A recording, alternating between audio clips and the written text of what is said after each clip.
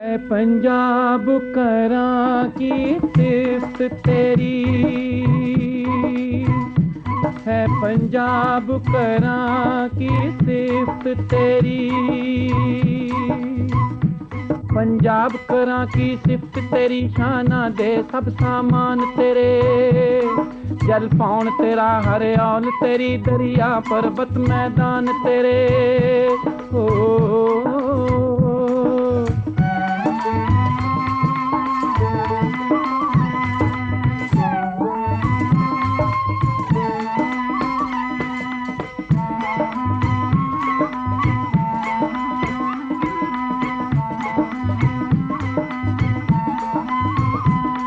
बाबा नानक बाबा फरीद अपनी छाती ते पाले तू। दुनिया नू चानण देण लई कई रोशन दीवे बाले तू। तू आजादी दा आगू है ओ,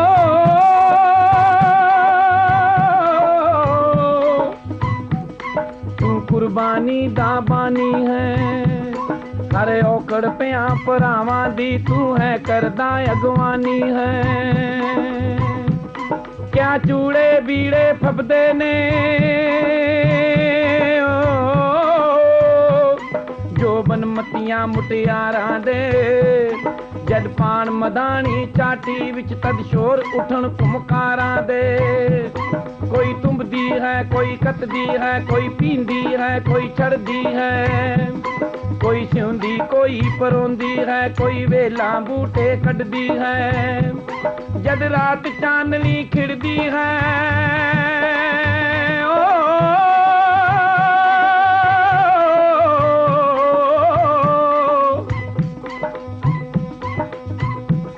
जद रात चांदनी खिड़दी है, कोई राग इलाही छिड़दा है। गिद्धे नू लोड़ा आंदा है, जो बनते बिरहा फिरदा है। ऐ पंजाब करां की सिफ्त तेरी, ऐ पंजाब करां की सिफ्त तेरी। ओ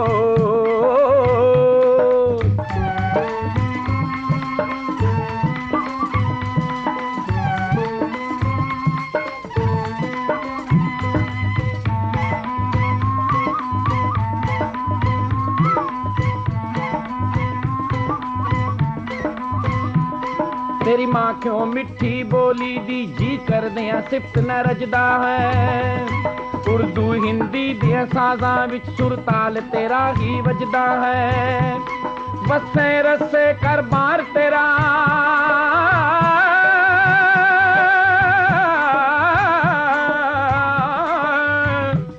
जीवे जागे परवार तेरा। मस्जिद मंदिर दरबार तेरा, मियाँ लाला सरदार तेरा। दुनिया सारी भी सोनी है ओ, दुनिया सारी भी सोनी है पर तेरा रंग न्यारा है। तेरी मिट्टी दा खुला भी शाही महला तो प्यारा है। तेरे जर्रे जर्रे दे अंदर अपनत जई कोई बसदी है। तेरी गोदी दे विच बैंदियां ही दुनिया दी चिंता नसदी है। तेरी गोदी दे विच बैंदियां ही दुनिया दी चिंता नसदी है। ऐ पंजाब करां की सिफ्त तेरी, ऐ पंजाब करां की सिफ्त तेरी। ऐ पंजाब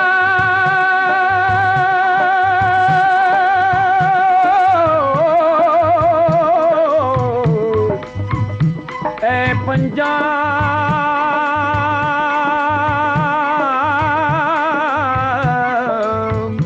है पंजाब।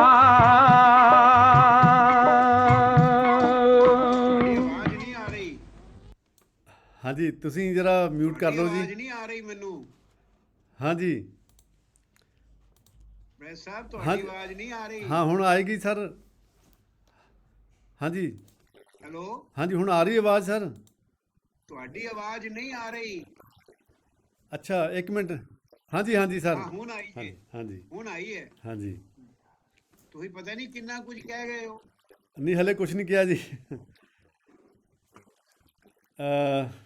ਪੰਜਾਬ ਦਰਸ਼ਨ ਤੇ ਪੰਜਾਬ ਦਰਸ਼ਨ ਦੇ ਸਰੋਤਿਆਂ ਦਾ, ਦਰਸ਼ਕਾਂ ਦਾ ਬਹੁਤ ਬਹੁਤ ਸਵਾਗਤ ਹੈ।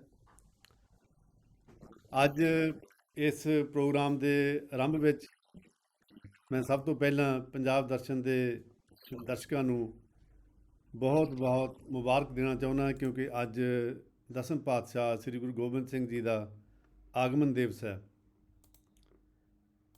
ਤੇ ਅੱਜ ਅਸੀਂ ਪੰਜਾਬ ਦਰਸ਼ਨ ਤੇ ਜਿਸ ਮਹਾਨ ਪ੍ਰਤਿਭਾ ਸ਼ਖਸੀਅਤ ਨੂੰ ਬੁਲਾਇਆ, ਉਹਨਾਂ ਦਾ ਨਾਮ ਹੈ ਪ੍ਰੋਫੈਸਰ ਕਪਿਲ ਕਪੂਰ। ਮੈਂ ਉਹਨਾਂ ਦੀ ਤਾਰੀਫ, ਉਹਨਾਂ ਦੀ ਇੰਟਰੋਡਕਸ਼ਨ ਜਾਂ ਉਹਨਾਂ ਬਾਰੇ ਕੁਝ ਸ਼ਬਦ ਕਹਿਣ ਲਈ ਸੋਚ ਰਿਹਾ ਵੀ ਕਿਹਨਾਂ ਸ਼ਬਦਾਂ ਵਿੱਚ ਉਹਨਾਂ ਬਾਰੇ ਕੁਝ ਦੱਸਿਆ ਜਾਵੇ ਜਾਂ ਕਿਹਾ ਜਾਵੇ। ਮੈਂ ਇਸ ਸੋਚ ਵਿੱਚ ਅੱਜ ਪ੍ਰੋਫੈਸਰ ਕਪਿਲ ਕਪੂਰ ਜੀ ਦੇ ਇੱਕ ਵਿਦਿਆਰਥੀ ਨੂੰ ਫੋਨ ਕੀਤਾ, ਜਿਹੜੇ ਕਿ ਜਵਾਹਰ ਲਾਲ ਨਹਿਰੂ ਯੂਨੀਵਰਸਿਟੀ ਵਿੱਚ ਸੰਸਕ੍ਰਿਤ ਦੇ ਪ੍ਰੋਫੈਸਰ ਹਨ, ਪ੍ਰੋਫੈਸਰ ਰਜਨੀਸ਼ ਮਿਸ਼ਰਾ। ਅਤੇ ਮੈਂ ਉਹਨਾਂ ਨਾਲ ਕਾਫੀ ਦੇਰ ਡਾਕਟਰ ਸਾਹਿਬ ਬਾਰੇ ਗੱਲਾਂ ਕੀਤੀਆਂ, ਅਤੇ ਉਹਨਾਂ ਗੱਲਾਂ ਵਿੱਚੋਂ ਜੋ ਮੈਨੂੰ ਪਤਾ ਲੱਗਿਆ ਪ੍ਰੋਫੈਸਰ ਸਾਹਿਬ ਦੀ ਸ਼ਖਸੀਅਤ ਬਾਰੇ, ਇੱਕ ਅਧਿਆਪਕ ਦੀ ਸ਼ਖਸੀਅਤ ਬਾਰੇ, ਉਹ ਇਹ ਪਤਾ ਲੱਗਿਆ ਕਿ ਉਹਨਾਂ ਦੇ ਸ਼ਬਦਾਂ ਵਿੱਚ ਪ੍ਰੋਫੈਸਰ ਰਜਨੀਸ਼ ਮਿਸ਼ਰਾ ਜੀ ਦੇ, ਉਹਨਾਂ ਨੇ ਕਿਹਾ ਕਿ ਪ੍ਰੋਫੈਸਰ ਕਪਿਲ ਕਪੂਰ ਜੀ ਨੂੰ ਸੁਣਨਾ ਇੱਕ ਐਕਸਪੀਰੀਅੰਸ ਹੈ, ਇੱਕ ਅਨੁਭਵ ਹੈ। ਅਤੇ ਉਹਨਾਂ ਨੇ ਦੱਸਿਆ ਕਿ ਜਦੋਂ ਕੋਈ ਟੈਕਸਟ ਪੜ੍ਹਾਉਂਦੇ ਹਨ ਤਾਂ ਉਸ ਟੈਕਸਟ ਦਾ ਮੀਨਿੰਗ ਨਜ਼ਰ ਆਉਣ ਲੱਗ ਪੈਂਦਾ ਸਾਹਮਣੇ। ਇੱਕ ਹੋਰ ਗੁਣ ਉਹਨਾਂ ਨੇ ਦੱਸਿਆ ਕਿ ਉਹਨਾਂ ਦੀ ਕਲਾਸ ਦੇ ਵਿੱਚ 2-2 ਘੰਟੇ ਦਾ ਟਾਈਮ ਅਕਸਰ ਲੰਘ ਜਾਂਦਾ, ਪਰ ਕਦੇ ਵੀ ਵਿਦਿਆਰਥੀ ਜਿਹੜੇ ਕਿਸੇ ਵੀ ਤਰ੍ਹਾਂ ਦੀ ਉਕਤਾਹਟ ਮਹਿਸੂਸ ਨਹੀਂ ਕਰਦੇ, ਔਰ ਪਤਾ ਨਹੀਂ ਲੱਗਦਾ ਵੀ ਟਾਈਮ ਕਿਸ ਤਰ੍ਹਾਂ ਲੰਘ ਗਿਆ। ਅਤੇ ਇੱਕ ਹੋਰ ਵੱਡੀ ਵਿਸ਼ੇਸ਼ਤਾ ਜਿਹੜੀ ਉਹਨਾਂ ਨੇ ਦੱਸੀ ਕਿ ਪ੍ਰੋਫੈਸਰ ਕਪਿਲ ਕਪੂਰ ਜੀ ਜਟਲ ਤੋਂ ਜਟਲ ਵਿਸ਼ਾ ਵੀ ਬੜੀ ਸਰਲਤਾ ਅਤੇ ਸਹਿਜਤਾ ਨਾਲ ਸਮਝਾ ਦਿੰਦੇ ਆ। ਅਤੇ ਸਭ ਤੋਂ ਵੱਡੀ ਗੱਲ ਜਿਹੜੀ ਪ੍ਰੋਫੈਸਰ ਸਾਹਿਬ ਦੀ ਖੂਬੀ ਜਿਹੜੀ ਉਹਨਾਂ ਨੇ ਬਿਆਨ ਕੀਤੀ ਕਿ ਉਹਨਾਂ ਦੇ ਵਿਦਿਆਰਥੀ ਪ੍ਰੋਫੈਸਰ ਸਾਹਿਬ ਨਾਲ ਇਸ ਤਰ੍ਹਾਂ ਮਹਿਸੂਸ ਕਰਦੇ ਆ ਜਿਵੇਂ ਉਹਨਾਂ ਦੇ ਉਹ ਬੱਚੇ ਹੋਣ। ਮੇਰਾ ਖਿਆਲ ਹੈ ਕਿ ਅਧਿਆਪਕ ਲਈ ਇਹ ਤੋਂ ਵੱਡਾ ਟ੍ਰਿਬਿਊਟ ਕੋਈ ਨਹੀਂ ਹੋ ਸਕਦਾ ਕਿ ਜਿਹੜਾ ਅਧਿਆਪਕ ਆਪਣੇ ਬੱਚਿਆਂ ਅਤੇ ਆਪਣੇ ਵਿਦਿਆਰਥੀਆਂ ਦੇ ਵਿੱਚ ਕੋਈ ਫਰਕ ਨਾ ਕਰਦਾ ਹੋਵੇ, ਆਪਣੇ ਬੱਚਿਆਂ ਨੂੰ ਵੀ ਇਸ ਤਰ੍ਹਾਂ ਮਹਿਸੂਸ, ਵਿਦਿਆਰਥੀਆਂ ਨੂੰ ਆਪਣੇ ਬੱਚਿਆਂ ਦੀ ਤਰ੍ਹਾਂ ਮਹਿਸੂਸ ਕਰਾਉਂਦਾ ਹੋਵੇ, ਜਾਂ ਬੱਚੇ ਇਸ ਤਰ੍ਹਾਂ ਵਿਦਿਆਰਥੀ ਇਸ ਤਰ੍ਹਾਂ ਬੱਚਿਆਂ ਵਾਂਗ ਮਹਿਸੂਸ ਕਰਦੇ ਹੋਣ। ਅਤੇ ਇਹ ਗੱਲਾਂ ਸੁਣ ਕੇ ਪ੍ਰੋਫੈਸਰ ਸਾਹਿਬ ਦੇ ਅੱਗੇ ਸ਼ਰਧਾ ਨਾਲ, ਸਤਿਕਾਰ ਨਾਲ ਸਿਰ ਝੁਕ ਜਾਂਦਾ। ਅਤੇ ਮੈਂ ਅੱਜ ਉਹਨਾਂ ਨੂੰ ਇਸ ਗੱਲਾਂ ਕਰਕੇ ਉਹਨਾਂ ਨੂੰ ਪ੍ਰਣਾਮ ਕਰਦਾ। ਸਭ ਤੋਂ ਪਹਿਲਾਂ ਮੈਂ ਉਹਨਾਂ ਦੀ ਜਾਣਕਾਰੀ ਇੱਕ ਹੋਰ ਹਵਾਲੇ ਨਾਲ ਵੀ ਦੇਣਾ ਚਾਹੁੰਦਾ ਕਿ ਪੰਜਾਬ ਵਿੱਚ ਬਹੁਤ ਸਾਰੇ ਵਿਦਵਾਨਾਂ ਨੂੰ ਕਿਸੇ ਹੋਰ ਵਿਦਵਾਨ ਦੇ ਹਵਾਲੇ ਨਾਲ ਦੱਸਣਾ ਪੈਂਦਾ ਕਿ ਸਾਡੇ ਵਿੱਚ ਇੱਕ ਪੰਜਾਬ ਵਿੱਚ ਡਾਕਟਰ ਹਰਜੀਤ ਗਿੱਲ ਬਹੁਤ ਉੱਚ ਕੋਟੀ ਦੇ ਵਿਦਵਾਨ ਹਨ। ਅਤੇ ਜਦੋਂ ਕਿਤੇ ਹਰਜੀਤ ਗਿੱਲ ਬਾਰੇ ਦੱਸਣਾ ਪੈਂਦਾ ਤਾਂ ਮੈਂ ਅਕਸਰ ਕਹਿ ਸਕਦਾ ਜਾਂ ਕਹਿ ਦਿੰਦਾ ਕਿ ਕਪਿਲ ਕਪੂਰ ਦੀ ਟੱਕਰ ਦੇ ਵਿਦਵਾਨ ਸਾਡੇ ਕੋਲ ਡਾਕਟਰ ਹਰਜੀਤ ਗਿੱਲ ਹਨ। ਪਰ ਜਦੋਂ ਕਪਿਲ ਕਪੂਰ ਸਾਹਿਬ ਦੀ ਇੰਟਰੋਡਕਸ਼ਨ ਦੇਣੀ ਹੋਵੇ ਤਾਂ ਮੈਂ ਕਹਿੰਦਾ ਕਿ ਡਾਕਟਰ ਹਰਜੀਤ ਗਿੱਲ ਦੀ ਟੱਕਰ ਦੇ ਪ੍ਰੋਫੈਸਰ ਕਪਿਲ ਕਪੂਰ ਜੀ ਸਾਡੇ ਕੋਲ ਵਿਦਵਾਨ ਹਨ, ਅਤੇ ਜਿਨ੍ਹਾਂ ਨੇ ਭਾਰਤੀ ਦਰਸ਼ਨ, ਭਾਰਤੀ ਗਿਆਨ, ਜਿਹੜੇ ਪ੍ਰਬੰਧ, ਗਿਆਨ ਪਰੰਪਰਾਵਾਂ, ਉਹਨਾਂ ਨੂੰ ਹੰਘਾਲਿਆ, ਉਹਨਾਂ ਨੂੰ ਬਹੁਤ ਨੀਝ ਨਾਲ ਪੜ੍ਹਿਆ, ਸਮਝਿਆ ਅਤੇ ਪੜ੍ਹਾਇਆ। ਇਹ ਉਹ ਸ਼ਖਸੀਅਤ ਹਨ। ਅਤੇ ਉਹਨਾਂ ਦੇ ਸਿਫਤ ਵਿੱਚ ਇੱਕ ਹੋਰ ਬਹੁਤ ਵੱਡੀ ਗੱਲ ਜਾਂਦੀ ਹੈ ਕਿ ਰੂਪਾ ਐਂਡ ਕੰਪਨੀ ਨੇ ਜਦੋਂ ਇਨਸਾਈਕਲੋਪੀਡੀਆ ਆਫ ਹਿੰਦੂਇਜ਼ਮ ਤਿਆਰ ਕਰਵਾਇਆ ਤਾਂ ਪ੍ਰੈਸ ਸਾਹਿਬ ਉਹਦੇ ਚੀਫ ਐਡੀਟਰ ਜਿਹੜੇ ਨਿਯੁਕਤ ਹੋਏ, ਉਹਨਾਂ ਦੀ ਪੂਰਨ ਦੇਖ ਰੇਖ ਵਿੱਚ, ਉਹਨਾਂ ਦੀ ਸਖਤ ਘਾਲਣਾ ਨਾਲ ਉਹ ਇਨਸਾਈਕਲੋਪੀਡੀਆ ਤਿਆਰ ਹੋਇਆ। ਅਤੇ ਉਹਨਾਂ ਦੀਆਂ ਕਿਤਾਬਾਂ ਦਾ ਬਾਰੇ ਮੈਂ ਬਹੁਤ ਸਾਰੀਆਂ ਕਿਤਾਬਾਂ ਉਹਨਾਂ ਦੀਆਂ, ਔਰ ਹੈਰਾਨੀ ਹੁੰਦੀ ਵੀ ਇੱਕ ਬੰਦਾ ਇੰਨਾ ਕੰਮ ਆਪਣੀ ਉਮਰ ਵਿੱਚ ਕਿਵੇਂ ਕਰ ਲੈਂਦਾ। ਉਹਨਾਂ ਨੇ ਪੜ੍ਹਾਇਆ ਵੀ, ਔਰ ਪੂਰੀ ਤਨਦੇਹੀ ਨਾਲ ਆਪਣੇ ਵਿਦਿਆਰਥੀਆਂ ਨੂੰ ਵੀ ਸਮਾਂ ਦਿੱਤਾ, ਅਤੇ ਉਹਦੇ ਵਿੱਚੋਂ ਸਮਾਂ ਕੱਢ ਕੇ ਉਹਨਾਂ ਨੇ ਜਿਹੋ ਜਿਹੀਆਂ ਕਿਤਾਬਾਂ ਲਿਖੀਆਂ, ਔਰ ਬੜੀ ਹੈਰਾਨੀ ਹੁੰਦੀ ਆ। ਜਿਵੇਂ ਇੱਕ ਮੈਂ ਦੱਸ ਚੁੱਕਿਆ ਇਨਸਾਈਕਲੋਪੀਡੀਆ ਆਫ ਹਿੰਦੂਇਜ਼ਮ, ਅਤੇ ਉਸ ਤੋਂ ਬਾਅਦ ਲੈਂਗੁਏਜ, ਲਿੰਗੁਇਸਟਿਕਸ ਐਂਡ ਲਿਟਰੇਚਰ ਦਾ ਇੰਡੀਅਨ ਪਰਸਪੈਕਟਿਵ, ਇਸੇ ਤਰ੍ਹਾਂ ਇੰਡੀਅਨ ਨੌਲੇਜ ਸਿਸਟਮਸ, ਇਸ ਤਰ੍ਹਾਂ ਹੀ literary theory, Indian conceptual framework, ਅਤੇ ਇਸ ਤਰ੍ਹਾਂ ਦੀ ਕਿਤਾਬਾਂ ਉਹਨਾਂ ਨੇ ਲਿਖੀਆਂ। ਹੋਰ ਬਹੁਤ ਸਾਰੀਆਂ ਕਿਤਾਬਾਂ ਜਿਨ੍ਹਾਂ ਦਾ ਮੈਂ ਇੱਥੇ ਹੁਣ ਰਿਪੀਟ ਨਹੀਂ ਕਰਨਾ ਚਾਹੁੰਦਾ ਉਹਦਾ ਨਾਂ ਲੈ ਕੇ। ਅਤੇ ਇਹ ਇਹਨਾਂ ਦੀ ਪ੍ਰੈਸ ਸਾਹਿਬ ਦੀ ਜਿਹੜੀ ਯੋਗਤਾ ਆ, ਗਿਆਨ ਦੀ ਯੋਗਤਾ ਜਿਹੜੀ ਆ, ਉਹਦੇ ਅੱਗੇ ਸਿਰ ਝੁਕਦਾ, ਅਤੇ ਮੈਂ ਇੱਕ ਵਾਰੀ ਫਿਰ ਉਹਨਾਂ ਨੂੰ ਪ੍ਰਣਾਮ ਕਰਦਾ।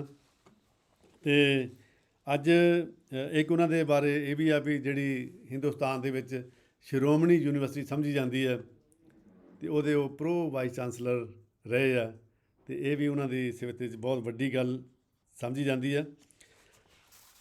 ਅਤੇ ਮੈਂ ਸਾਡੇ ਜਿਨ੍ਹਾਂ ਵੀ ਮੈਂ ਦਰਸ਼ਕਾਂ ਨੂੰ ਆਪਣੇ ਪੰਜਾਬ ਦਰਸ਼ਨ ਦੇ ਲੋਕਾਂ ਨਾਲ ਸਾਂਝੀ ਗੱਲ ਕੀਤੀ, ਉਹਨਾਂ ਬਾਰੇ ਜਾਣਕਾਰੀ, ਉਹ ਬਹੁਤ ਜ਼ਿਆਦਾ ਉਤਸੁਕ ਹੋਏ। ਅਤੇ ਕਈ ਦੋਸਤਾਂ ਨੇ ਮੈਨੂੰ ਅੱਜ ਖਾਸ ਤੌਰ 'ਤੇ ਕਿਹਾ ਵੀ ਤੂੰ ਘੱਟ ਬੋਲਣਾ, ਅਸੀਂ ਪ੍ਰੈਸ ਸਾਹਿਬ ਨੂੰ ਜ਼ਿਆਦਾ ਸੁਣਨਾ, ਅਤੇ ਇਸ ਕਰਕੇ ਮੈਂ ਆਪਣੇ ਸ਼ਬਦਾਂ ਨੂੰ ਇੱਥੇ ਸੰਕੋਚਦਾ। ਅਤੇ ਇੱਕ ਮੈਂ ਜਾਣਕਾਰੀ ਇਹ ਦੱਸਣੀ ਚਾਹੁੰਦਾ ਕਿ ਅੱਜ ਦਸਮ ਪਾਤਸ਼ਾਹ ਦਾ ਆਗਮਨ ਦਿਵਸ ਹੈ, ਅਤੇ ਅਸੀਂ ਪਰੰਪਰਾ ਵਜੋਂ ਹਰ ਲੈਕਚਰ ਜਿਹੜਾ ਕਿਸੇ ਸ਼ਖਸੀਅਤ ਨੂੰ, ਕਿਸੇ ਹਸਤੀ ਨੂੰ ਡੈਡੀਕੇਟ ਕਰਦੇ ਹਾਂ, ਅਤੇ ਅੱਜ ਦਾ ਲੈਕਚਰ ਡਾਕਟਰ ਸਾਹਿਬ ਦਾ ਉਹ ਡੈਡੀਕੇਟ ਕਰ ਰਹੇ ਹਾਂ ਅਸੀਂ ਗੁਰੂ ਗੋਬਿੰਦ ਸਿੰਘ ਜੀ ਦੇ ਅਨਿੰਨ ਸਿੱਖ, ਇੱਕ ਪੋਇਟ, ਇੱਕ ਵਿਦਵਾਨ ਕਵੀ ਭਾਈ ਨੰਦ ਲਾਲ ਜੀ ਨੂੰ। ਅਤੇ ਅੱਜ ਦਾ ਜਿਹੜਾ ਟੌਪਿਕ, ਇਹਦੇ ਬਾਰੇ ਵੀ ਦੱਸ ਦੇਵਾਂ ਕਿ ਇਹ ਅਸੀਂ ਸਾਰੇ ਜਾਣਦੇ ਹਾਂ ਕਿ ਰਿਗਵੇਦ ਦੀ ਰਚਨਾ ਪੰਜਾਬ ਵਿੱਚ ਹੋਈ, ਮਹਾਂਭਾਰਤ ਦੀ ਲੜਾਈ ਉਹ ਵੀ ਪੰਜਾਬ ਵਿੱਚ ਲੜੀ ਗਈ, ਔਰ ਮਹਾਂਭਾਰਤ ਦੇ ਦਰਮਿਆਨ ਗੀਤਾ ਦੀ ਰਚਨਾ ਹੋਈ, ਉਹ ਵੀ ਪੰਜਾਬ ਵਿੱਚ ਹੋਈ। ਤਾਂ ਇਸ ਤਰ੍ਹਾਂ ਪੰਜਾਬ ਦਾ ਇੱਕ ਗਿਆਨ ਦਾ ਇੱਕ ਲੰਮਾ ਇਤਿਹਾਸ ਹੈ, ਔਰ ਇੱਥੇ ਗੁਰੂ ਗ੍ਰੰਥ ਸਾਹਿਬ ਵੀ ਤਿਆਰ ਹੋਇਆ ਪੰਜਾਬ ਵਿੱਚ। ਅਤੇ ਪੰਜਾਬ ਇੱਕ ਤਰ੍ਹਾਂ ਇੱਕ ਭਾਰਤੀ ਦਰਸ਼ਨ ਦਾ ਦਿਲ ਸਮਝਿਆ ਜਾਂਦਾ। ਅਤੇ ਅੱਜ ਦਾ ਟੌਪਿਕ ਵੀ ਸਾਡਾ ਇਹ ਆ, ਪੰਜਾਬ ਦੀ heart of Indian philosophy, Punjab ਭਾਰਤੀ ਦਰਸ਼ਨ ਦਾ ਦਿਲ। ਤਾਂ ਪ੍ਰੋਫੈਸਰ ਤੇਜਾ ਸਿੰਘ ਉਹਨਾਂ ਦਾ ਖਿਆਲ ਸੀਗਾ ਕਿ ਕਿਉਂਕਿ ਰਿਗਵੇਦ ਦੀ ਰਚਨਾ ਪੰਜਾਬ ਵਿੱਚ ਹੋਈ, ਅਤੇ ਉਹਨਾਂ ਦਾ ਮੰਨਣਾ ਸੀਗਾ ਕਿ ਜਿਸ ਵੇਲੇ ਪੰਜਾਬ ਵਿੱਚ ਰਿਗਵੇਦ ਦੀ ਰਚਨਾ ਹੋਈ, ਅਤੇ ਜਿਹੜੀ ਰਿਗਵੇਦ ਦੀ ਭਾਸ਼ਾ ਉਹੀ ਪੰਜਾਬ ਦੀ ਭਾਸ਼ਾ ਹੋਏਗੀ। ਅਤੇ ਉਹ ਅਕਸਰ ਕਹਿੰਦੇ ਸੀਗੇ ਵੀ ਜਿਹੜਾ ਰਿਗਵੇਦ ਹੈ ਇਹਦੀ ਭਾਸ਼ਾ ਪੰਜਾਬੀ ਹੈ। ਅਤੇ ਸਾਨੂੰ ਇਹਨਾਂ ਗੱਲਾਂ 'ਤੇ ਸਾਰੀਆਂ 'ਤੇ ਬਹੁਤ ਮਾਣ ਹੈ, ਪੰਜਾਬ ਦੀ ਗਿਆਨ ਪਰੰਪਰਾ ਦੇ ਉੱਤੇ, ਔਰ ਭਾਰਤੀ ਜਿਹੜੀ ਆ ਦਰਸ਼ਨ, ਉਹਦੇ ਵਿੱਚ ਪੰਜਾਬ ਦਾ ਕੀ ਸੰਬੰਧ ਆ, ਕੀ ਰਿਸ਼ਤਾ ਆ, ਜਾਂ ਉਹਦੇ ਵਿੱਚ ਕੀ ਯੋਗਦਾਨ ਆ, ਇਹ ਸਾਰੀਆਂ ਗੱਲਾਂ ਮੈਂ ਤਾਂ ਇੱਕ ਲੇਮੈਨ ਦੇ ਤੌਰ 'ਤੇ, ਇੱਕ ਪੰਜਾਬੀ ਲਿਟਰੇਚਰ ਦਾ ਸਟੂਡੈਂਟ ਹਾਂ, ਇਹ ਗਹਿਰਾਈਆਂ ਨੂੰ ਬਹੁਤ ਚੰਗੀ ਤਰ੍ਹਾਂ ਨਹੀਂ ਜਾਣਦਾ। ਅੱਜ ਪ੍ਰੈਸ ਸਾਹਿਬ ਦੇ ਕੋਲੋਂ ਅਸੀਂ ਗਿਆਨ ਦੇ ਰੂਪ ਵਿੱਚ ਪੰਜਾਬ ਕੀ ਆ, ਇਹਦਾ ਕੀ ਸਥਾਨ ਹੈ, ਦਰਸ਼ਨ ਦੇ ਰੂਪ ਵਿੱਚ ਪੰਜਾਬ ਕੀ ਹੈ, ਇਹਦੇ ਦਰਸ਼ਨ ਕਰਨੇ ਆ। ਹਾਂਜੀ ਪ੍ਰੈਸ ਸਾਹਿਬ, ਇੱਕ ਗੱਲ ਇਹ ਆ ਕਿ ਅਸੀਂ ਤੁਹਾਡਾ ਲੈਕਚਰ ਸੁਣਨਾ, ਅਤੇ ਨਾਲ ਅਸੀਂ ਤੁਹਾਡੀ ਚੌਂਕੀ ਭਰਨੀ ਆ, ਅਤੇ ਸਾਡਾ ਇਹ ਮੰਨਣਾ ਆ ਕਿ ਘੜੀ ਜਿਹੜੀ ਆ ਉਹ ਸਾਡਾ ਸਟਾਰਟਿੰਗ ਪੁਆਇੰਟ ਜ਼ਰੂਰ ਆਵੇ। ਅਸੀਂ ਨਵੇਂ ਲੈਕਚਰ ਸ਼ੁਰੂ ਕਰਨਾ, ਲੈਕਚਰ ਨੂੰ ਸਮਾਪਤ ਕਰਨ ਦਾ ਕੋਈ ਟਾਈਮ ਨਹੀਂ ਹੈ, ਅਤੇ ਅਸੀਂ ਖੁੱਲ੍ਹ ਕੇ ਤੁਹਾਨੂੰ ਸੁਣਨਾ। ਅਤੇ ਤੁਸੀਂ ਅਨਮਿਊਟ ਕਰ ਲਓ ਆਪਣਾ ਮਾਈਕ।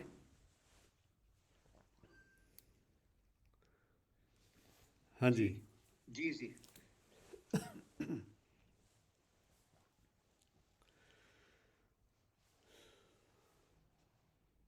ਹਾਂਜੀ ਪ੍ਰੋਫੈਸਰ ਸਾਹਿਬ, ਹਾਂਜੀ ਹੋ ਗਿਆ, ਹਾਂਜੀ ਹਾਂਜੀ ਅਨਮਿਊਟ ਵੀ ਹੋ ਗਿਆ।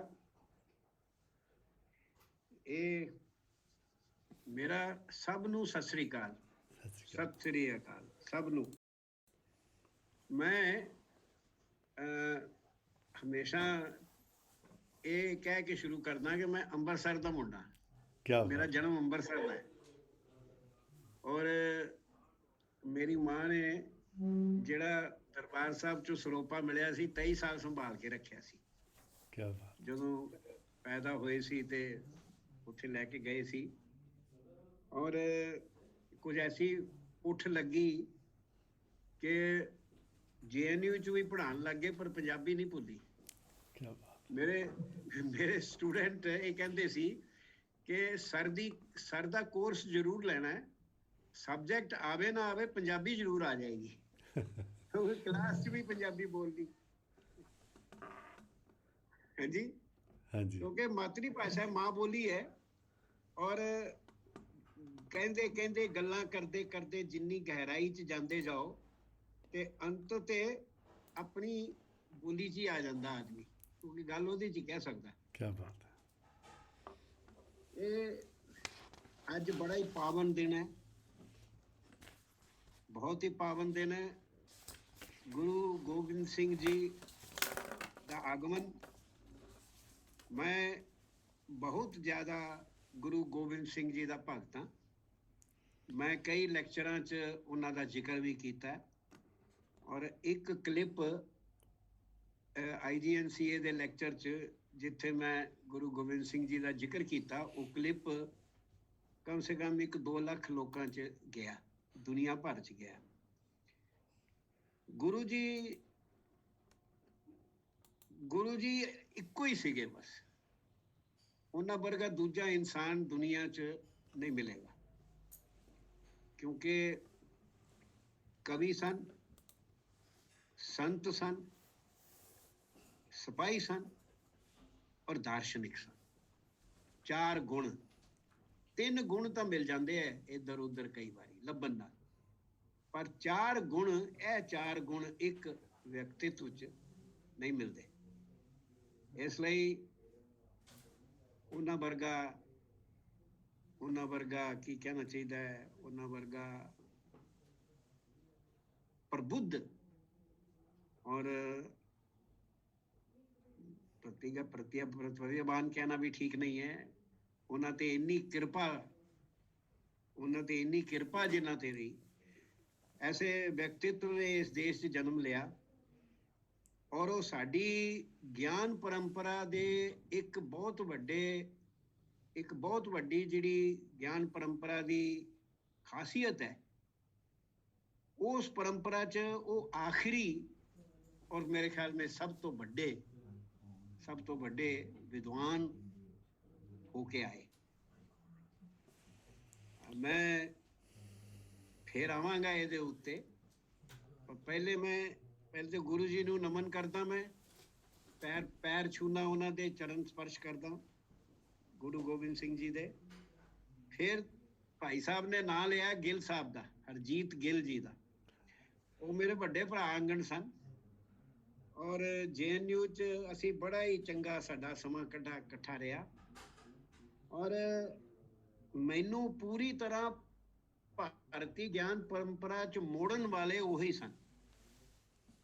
ਉਹਨਾਂ ਨੇ ਮੋੜਿਆ। ਉਹਨਾਂ ਨੇ ਮੈਨੂੰ ਇੱਕ ਵਾਰੀ ਕਿਹਾ ਕਿ ਤੂੰ ਬੋਲਦਾ ਰਹਿਣਾ ਭਾਰਤੀ ਗਿਆਨ, ਪਰ ਕਿੱਥੇ ਹੈਗਾ ਲਿਖਿਆ? ਕੋਈ ਕਿਤਾਬ ਦੱਸ, ਕੋਈ ਆਰਟੀਕਲ ਦੱਸ, ਕੋਈ ਕਿੱਥੇ ਆਦਮੀ ਪੜ੍ਹੇ ਕੀ ਹੈ ਉਹ ਗਿਆਨ ਪਰੰਪਰਾ? ਤੇ ਤੂੰ ਲਿਖ, ਆਰਟੀਕਲ ਲਿਖ। ਤੇ ਮੈਂ ਉਹਨਾਂ ਦੇ ਕਹਿਣ ਤੇ ਇੱਕ ਫਿਰ ਐਸੇ ਲਿਖਿਆ। ਉਹਨਾਂ ਦੀ ਬੜੀ ਆਪਣੀ ਤਰ੍ਹਾਂ ਦੀ ਉਹਨਾਂ ਦੀ ਪ੍ਰਤਿਭਾ ਔਰ ਆਪਣੇ ਤਰ੍ਹਾਂ ਦੀ ਉਹਨਾਂ ਦੀ ਸੋਚ ਹੈ। ਮੈਂ ਉਹਨਾਂ ਨੂੰ ਪੁੱਛਿਆ ਜੀ ਕਿੰਨੇ ਪੇਜ ਦਾ ਲਿਖਾਂ? ਉਹਨਾਂ ਕਿਹਾ ਜਿਸ ਵੇਲੇ ਤੇਰੀ ਕਹਿਣ ਵਾਲੀ ਗੱਲ ਆਪੇ ਮੁੱਕ ਜਾਏ ਉੱਥੇ ਰੁਕ ਜਾਈ। ਪੇਜ ਦੀ ਕੋਈ ਲਿਮਿਟ ਨਹੀਂ, ਨਾ ਘੱਟ ਨਾ ਵੱਧ। ਜਿਸ ਵੇਲੇ ਜੋ ਤੂੰ ਕਹਿ ਰਹੇ ਕਿ ਵੀ ਤੂੰ ਕਹਿ ਲਿਆ ਜੋ ਤੂੰ ਕਹਿਣਾ ਹੈ। ਉਹ ਮੈਨੂੰ ਯਾਦ ਹੈ ਉਹ ਆਰਟੀਕਲ ਕੋਈ 74 ਪੇਜ ਦਾ ਉਹਨਾਂ ਨੇ JNU ਦੇ ਜਰਨਲ 'ਚ ਛਾਪਿਆ। ਉਹ ਸੀਗਾ ਭਾਰਤ ਦੀ ਅਰਥ ਨਿਰਧਾਰਨ ਪਰੰਪਰਾ। ਇਹ ਟੈਕਸਟ ਨੂੰ ਪੜ੍ਹ ਕੇ ਉਹਦਾ ਅਰਥ ਕਿੱਦਾਂ ਨਿਰਧਾਰਨ ਕਰਨਾ, ਅਰਥ ਨਿਰਧਾਰਨ 'ਚ ਕਿਹੜੇ ਸਾਧਨ ਹੈ ਔਰ ਉਹ ਵੱਖ-ਵੱਖ ਜਿਹੜੀਆਂ ਹੈਗੀਆਂ ਨੇ ਗਿਆਨ ਦੀਆਂ ਸ਼੍ਰੇਣੀਆਂ ਨੇ, ਉਹਨਾਂ 'ਚ ਉਹ ਅਰਥ ਨਿਰਧਾਰਨ ਪ੍ਰਕਿਰਿਆ ਕਿੱਦਾਂ ਬਦਲਦੀ ਹੈ ਉਹਦੇ ਉੱਤੇ ਸੀਗਾ। ਉਹੀ ਬਾਅਦ 'ਚ ਕਿਤਾਬ ਬਣੀ ਜਾ ਕੇ, ਜਿਹੜੀ ਭਾਈ ਸਾਹਿਬ ਜ਼ਿਕਰ ਵੀ ਕਰ ਰਹੇ ਸੀਗੇ, text and interpretation in the Indian tradition. ਇੱਥੇ ਮੈਂ ਭਾਈ ਸਾਹਿਬ ਨੇ ਜਿਹੜੀਆਂ ਗੱਲਾਂ ਕਹੀਆਂ ਨੇ ਮੇਰੇ ਵਾਸਤੇ, ਉਹਦੇ ਬਾਅਦ ਉੱਥੋਂ ਹੀ ਮੈਂ ਸ਼ੁਰੂ ਹੋਇਆ, ਉੱਥੋਂ ਹੀ ਮੈਂ ਗੱਲ ਕਰ ਰਿਹਾ। ਫਿਰ ਇਹਨਾਂ ਨੇ ਜ਼ਿਕਰ ਕੀਤਾ ਐਨਸਾਈਕਲੋਪੀਡੀਆ ਹਿੰਦੂਇਜ਼ਮ ਦਾ। ਅੱਛਾ, ਹਿੰਦੂਇਜ਼ਮ ਸ਼ਬਦ ਨੂੰ ਇਹ ਮੇਰਾ ਸ਼ਬਦ ਨਹੀਂ ਹੈ ਔਰ ਮੈਂ ਇਹਨੂੰ ਅਪਰੂਵ ਵੀ ਨਹੀਂ ਕਰਦਾ, ਕਿਉਂਕਿ ਉਹ ਜਿਹੜਾ ਐਨਸਾਈਕਲੋਪੀਡੀਆ ਹੈ, ਉਹ ਐਨਸਾਈਕਲੋਪੀਡੀਆ ਭਾਰਤ ਦਾ ਐਨਸਾਈਕਲੋਪੀਡੀਆ ਹੈ ਔਰ ਉਹਦੇ 'ਚ ਹਿੰਦੂ ਨਹੀਂ, ਸਨਾਤਨ ਹਿੰਦੂ ਸ਼ਬਦ ਜਿਹੜਾ ਉਹਦਾ ਅਰਥ ਬੜਾ ਇੱਕ ਵਿਆਪਕ ਅਰਥ ਹੈ ਓਰੀਜਨਲੀ, ਕਿ ਬਈ ਇੱਧਰ ਸਿੰਧ ਤੋਂ ਇੱਧਰ ਰਹਿਣ ਵਾਲੇ, ਕਿਉਂਕਿ ਸਾ ਦਾ ਹਾ ਇਰਾਨੀਅਨ ਭਾਸ਼ਾ 'ਚ ਸਾ ਦਾ ਹਾ ਹੋ ਜਾਂਦਾ ਹੈ, ਔਰ ਕਿਉਂਕਿ ਗ੍ਰੀਕ ਲੋਕ ਹਾ ਵੀ ਨਹੀਂ ਬੋਲ ਪਾਉਂਦੇ, ਉਹਨਾਂ ਦਾ ਈ ਹੋ ਜਾਂਦਾ ਹੈ, ਉਹ ਇੰਡੋਸ ਹੋ ਜਾਂਦਾ ਹੈ, ਉਹ ਹਿੰਦੂ ਹੋ ਜਾਂਦਾ ਹੈ। ਔਰ ਚੀਨ 'ਚ ਅੱਜ ਵੀ ਇਸ ਦੇਸ਼ ਨੂੰ ਇੰਦੂ ਕਹਿੰਦੇ ਹੈ, ਇੰਦੂ। ਤੇ ਉਹ ਨਹੀਂ, ਇਸ ਲਈ ਉਹ ਟਰਮ, ਕਿਉਂਕਿ ਉਹ ਰੱਖੀ ਹੋਈ ਸੀ ਉਹ ਐਨਸਾਈਕਲੋਪੀਡੀਆ ਦੀ, ਵਿਸ਼ਵ ਕੋਸ਼ ਦੀ, ਤੇ ਮੈਂ ਉਹਨੂੰ ਬਦਲ ਨਹੀਂ ਸੀ ਸਕਦਾ। ਪਰ ਜਿਹੜੀ ਮੈਂ ਉਹਦੀ ਪ੍ਰਕਥਨ ਲਿਖਿਆ, ਇੰਟਰੋਡਕਸ਼ਨ ਲਿਖੀ, ਉਹਦੇ 'ਚ ਮੈਂ ਇਹ ਸਮਝਾਇਆ ਕਿ ਇਹ ਭਾਰਤ ਦੀ ਜਿਹੜੀਆਂ ਚਾਰ ਵਿਧਾਵਾਂ ਨੇ, ਚਾਰ ਜਿਹੜੀਆਂ ਸਾਡੇ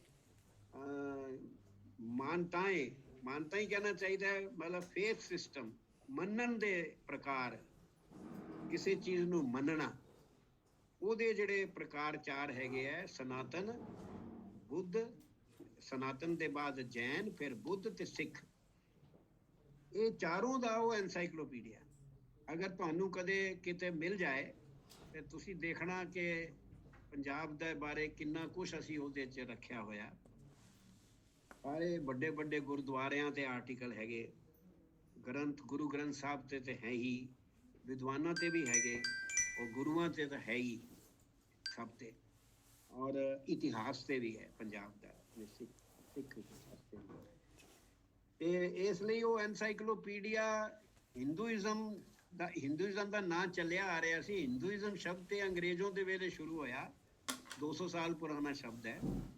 ਭਾਰਤ ਬੜਾ ਪੁਰਾਣਾ ਸ਼ਬਦ ਹੈ। ਹਿੰਦੁਸਤਾਨ ਸ਼ਬਦ ਜਿਹੜਾ ਹੈ ਉਹ ਵੀ 800-900 ਸਾਲ ਪੁਰਾਣਾ ਹੈ।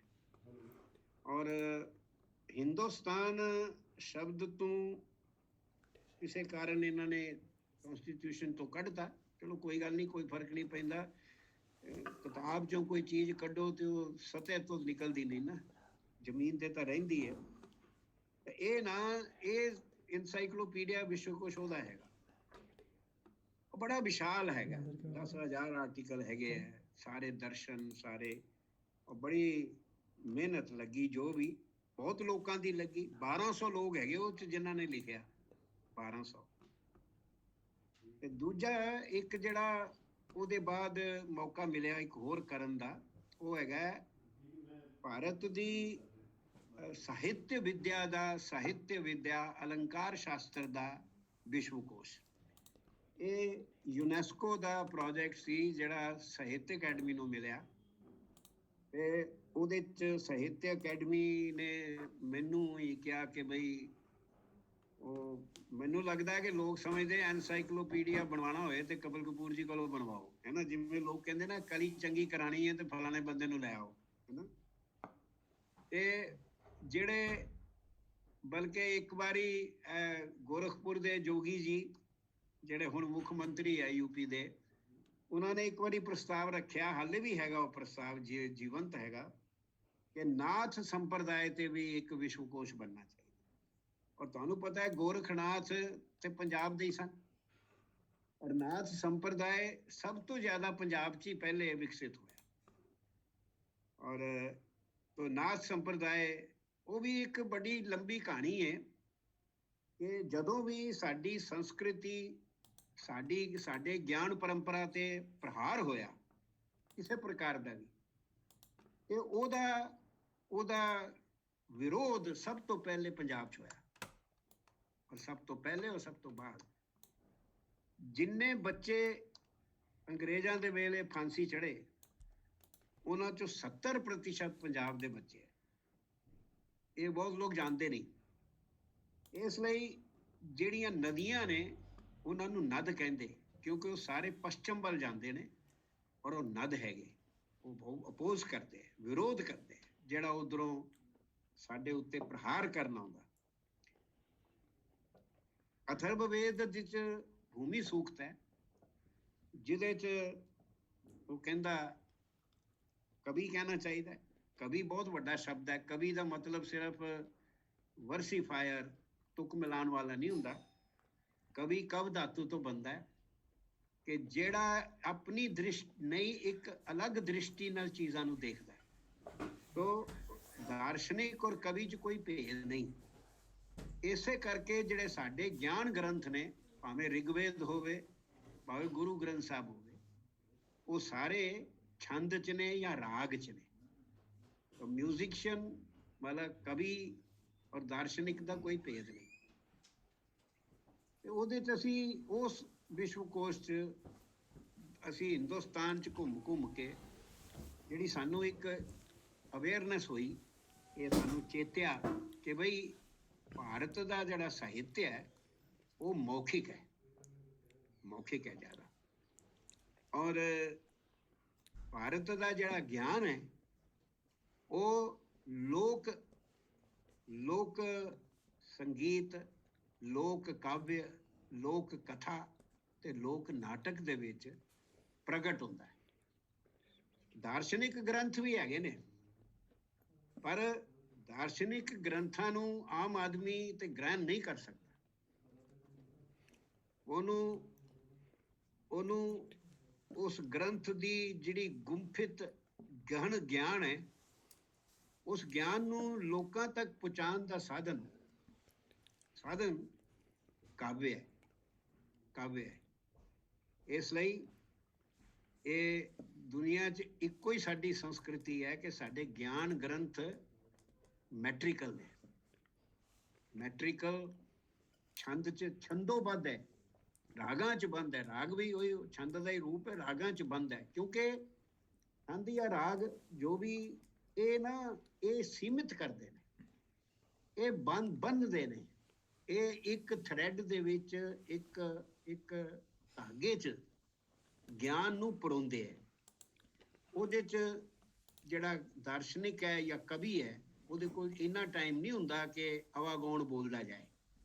ਉਹਨੇ ਕੁਝ ਸ਼ਬਦਾਂ ਦੇ ਵਿੱਚ ਆਪਣੀ ਪੂਰੀ ਗੱਲ ਕਹਿਣੀ ਹੈ, ਔਰ ਉਹ ਸ਼ਬਦਾਂ ਨੂੰ ਇੱਦਾਂ ਚੁਣਿਆ ਜਾਂਦਾ ਹੈ, ਉਹਨਾਂ ਨੂੰ ਇੱਦਾਂ ਕ੍ਰਮ 'ਚ ਰੱਖਿਆ ਜਾਂਦਾ ਹੈ ਕਿ ਉਹਨਾਂ ਨੂੰ ਆਪਣੇ ਮਨ 'ਚ ਸਥਾਪਿਤ ਕਰਨਾ, ਉਹਨਾਂ ਨੂੰ ਯਾਦ ਰੱਖਣਾ ਆਸਾਨ ਹੁੰਦਾ। ਇਸ ਲਈ ਕੋਈ ਸਾਨੂੰ ਗੀਤ ਚੰਗਾ ਲੱਗੇ, ਉਹ ਸਾਨੂੰ ਆਪੇ ਹੀ ਯਾਦ ਹੋ ਜਾਂਦਾ, ਆਪੇ ਹੀ ਯਾਦ ਹੋ ਜਾਂਦਾ। ਦੂਰੋਂ ਅਸੀਂ ਕਦੇ ਕੋਈ ਉਹ ਲਾਈਨ ਵੀ ਸੁਣ ਲਈਏ ਉਸ ਗਾਣੇ ਦੀ, ਤੇ ਬਾਕੀ ਲਾਈਨਾਂ ਸਾਨੂੰ ਆਪਣੇ ਆਪ ਆ ਜਾਂਦੀਆਂ।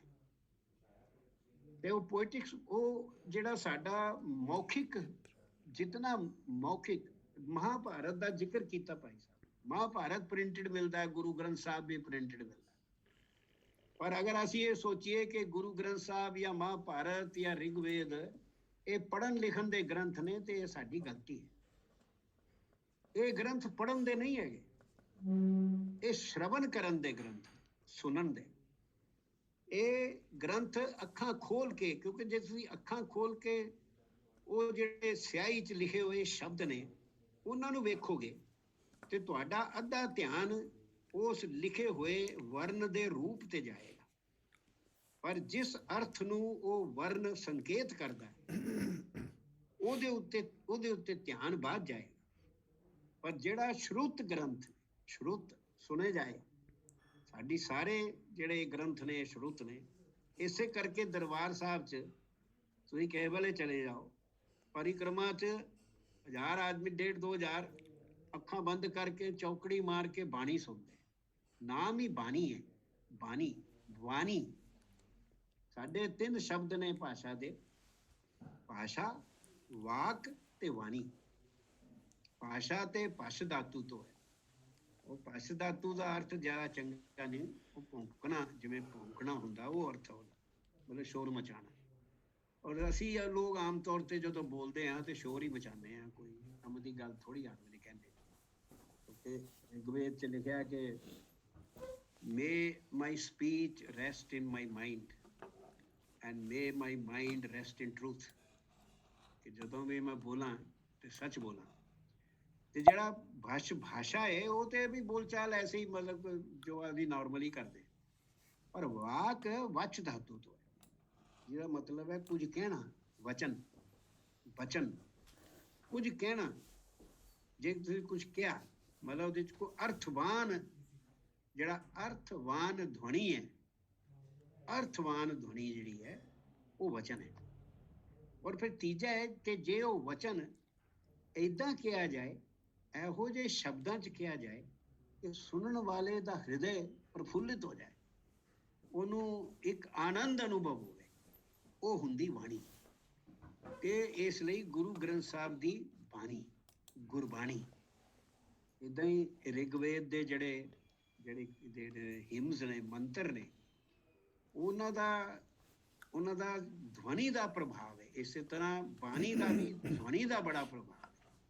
ਉਹ ਧਵਨੀ ਸਿੱਧੀ ਤੁਹਾਡੇ ਅੰਦਰ ਜਾ ਕੇ ਜਿਸ ਅਰਥ ਨੂੰ ਸੰਕੇਤ ਕਰਦੀ ਹੈ, ਉਸ ਅਰਥ ਨੂੰ ਜੀਵਿਤ ਕਰ ਦਿੰਦੀ ਹੈ। ਮੈਂ ਸੰਨ 2000 ਚ ਖਾਲਸਾ ਕਾਲਜ ਉਦੋਂ ਤਾਂ ਗੁਰੂ ਨਾਨਕ ਦੇਵ ਯੂਨੀਵਰਸਿਟੀ ਬਣ ਗਈ ਸੀ। ਮੈਂ ਤੇ ਖਾਲਸਾ ਕਾਲਜ ਦਾ ਸਟੂਡੈਂਟ ਸਾਂ, ਰਿਹਾ ਸਾਂ ਮੈਂ। ਔਰ ਤੁਹਾਡੇ ਕੋਲ ਹਦੀਆਬਾਦ ਹੈ, ਮੈਂ ਹਦੀਆਬਾਦ 5 ਸਾਲ ਰਿਹਾ। ਔਰ ਆਰੀਆ ਸਕੂਲ ਫਗਵਾੜੇ ਪੜ੍ਹਿਆ ਪਹਿਲੇ 3-4 ਕਲਾਸ, ਫਿਰ ਰਾਮਗੜੀਆ ਕਾਲਜ 'ਚ ਮੈਂ ਐਡਮਿਸ਼ਨ ਵੀ ਲਈ ਫਸਟ ਈਅਰ 'ਚ। ਫਿਰ 1-2 ਮਹੀਨੇ ਦੇ ਬਾਅਦ ਅੰਮ੍ਰਿਤਸਰ ਚਲਾ ਗਿਆ। ਤੇ ਜਿਹੜੇ ਕਿਆ ਮੈਂ ਕਿਹਾ, ਜਿਹੜੇ ਗੁਰੂ ਨਾਨਕ ਦੇਵ ਯੂਨੀਵਰਸਿਟੀ ਤੇ ਸੈਮੀਨਾਰ ਹੋਇਆ ਸੀ ਗੁਰੂ ਗ੍ਰੰਥ ਤੇ, ਬੜੇ ਬੜੇ ਵਿਦਵਾਨ ਆਏ ਸੀ। ਅੱਜ ਕੱਲ੍ਹ ਤੇ ਵਿਦਵਾਨ ਇੰਨੇ ਹੋ ਗਏ ਜਿਵੇਂ ਗਰਮੀ ਦੇ ਮੌਸਮ 'ਚ ਮੱਖੀਆਂ ਹੁੰਦੀਆਂ ਨੇ। ਤੇ ਬਹੁਤ ਵਿਦਵਾਨ ਆਏ ਔਰ ਦੂਰ ਬਾਹਰੋਂ ਵੀ ਆਏ, ਉਲਟੇ ਸਿੱਧੇ ਵੀ ਆਏ, ਸਿੱਧੇ ਵੀ ਆਏ, ਉਲਟੇ ਵੀ ਆਏ, ਸਾਰੇ ਆਏ। ਤੇ 2-2.5 ਦਿਨ 3 ਦਿਨ ਦਾ ਸੀਗਾ। ਤੇ VC ਸਾਹਿਬ ਨੇ ਕਿਹਾ ਕਿ ਤੁਸੀਂ ਤੀਜੇ ਦਿਨ ਬੋਲਣਾ। ਤੇ ਮੈਂ ਤੀਜੇ ਦਿਨ ਬੋਲਿਆ। VC ਸਾਹਿਬ ਵੀ ਰਹੇ, ਦੂਜੇ ਵੀ ਰਹੇ, ਵੱਡੇ ਬੜੇ ਸਾਡੇ ਤੇ ਬੱਚੇ ਬੈਠੇ ਸਨ ਬੜੇ। ਉਹਨਾਂ ਦਾ ਜਿਹੜਾ ਆਡੀਟੋਰੀਅਮ ਹੈ, 1000-1500 ਬੱਚਾ ਸੀ। ਤੇ ਮੈਂ ਉਹਨਾਂ ਨੂੰ ਕਿਹਾ ਕਿ ਬੇਟੇ, ਮੈਂ ਜਿਹੜੇ ਅੱਗੇ ਬੈਠੇ ਨੇ ਨਾ, ਇਹ ਬੁੱਢੇ ਛਿੱਡੇ ਸਾਡੇ ਮੇਰੇ ਵਰਗੇ, ਮੈਂ ਇਹਨਾਂ ਨਾਲ ਗੱਲ ਨਹੀਂ ਕਰਨੀ, ਕਿਉਂਕਿ ਇਹ ਮਿੱਟੀ ਦੇ ਘੜੇ ਹੈ, ਇਹਨਾਂ ਨੂੰ ਬਦਲ ਨਹੀਂ ਸਕਦੇ, ਤੋੜ ਸਕਦੇ। ਪਰ ਤੁਸੀਂ ਸੋਨੇ ਦੇ ਘੜੇ ਹੋ, ਤੁਹਾਨੂੰ ਤੋੜ ਨਹੀਂ ਸਕਦੇ, ਤੁਹਾਨੂੰ ਬਦਲ ਸਕਦੇ ਆ, ਤੁਸੀਂ ਓਪਨ ਮਾਈਂਡ ਨਾਲ ਸੁਣੋ। ਉਦੋਂ ਮੈਂ ਪਹਿਲੀ ਵਾਰੀ ਇਹ ਭੇਦ, ਕਿ ਜਿਹੜਾ ਅਸੀਂ ਬਾਰ-ਬਾਰ ਕਹਿੰਦੇ ਹਾਂ ਕਿ ਸਕ੍ਰਿਪਚਰ ਹੈ ਗੁਰੂ ਗ੍ਰੰਥ ਸਾਹਿਬ, ਇਹ ਗਲਤ ਹੈ। ਇਹ ਸਕ੍ਰਿਪਚਰ ਨਹੀਂ ਹੈ। ਸਕ੍ਰਿਪਚਰ ਮਤਲਬ, ਸਕ੍ਰਿਪਚਰ ਜਿਸ ਵੇਲੇ ਤੁਸੀਂ ਜਿਵੇਂ ਕੁਰਾਨ ਹੈ ਜਾਂ ਬਾਈਬਲ ਹੈ, ਜਿਹੜੇ ਕਿਤਾਬੀ ਧਰਮ ਹੈ, ਉਹਨੂੰ ਸਕ੍ਰਿਪਚਰ ਜੇ ਕਹੋਗੇ ਤੇ ਤੁਸੀਂ ਉਹਦਾ ਅਰਥ ਨਹੀਂ ਲਗਾ ਸਕਦੇ ਆਪਣੇ ਆਪ।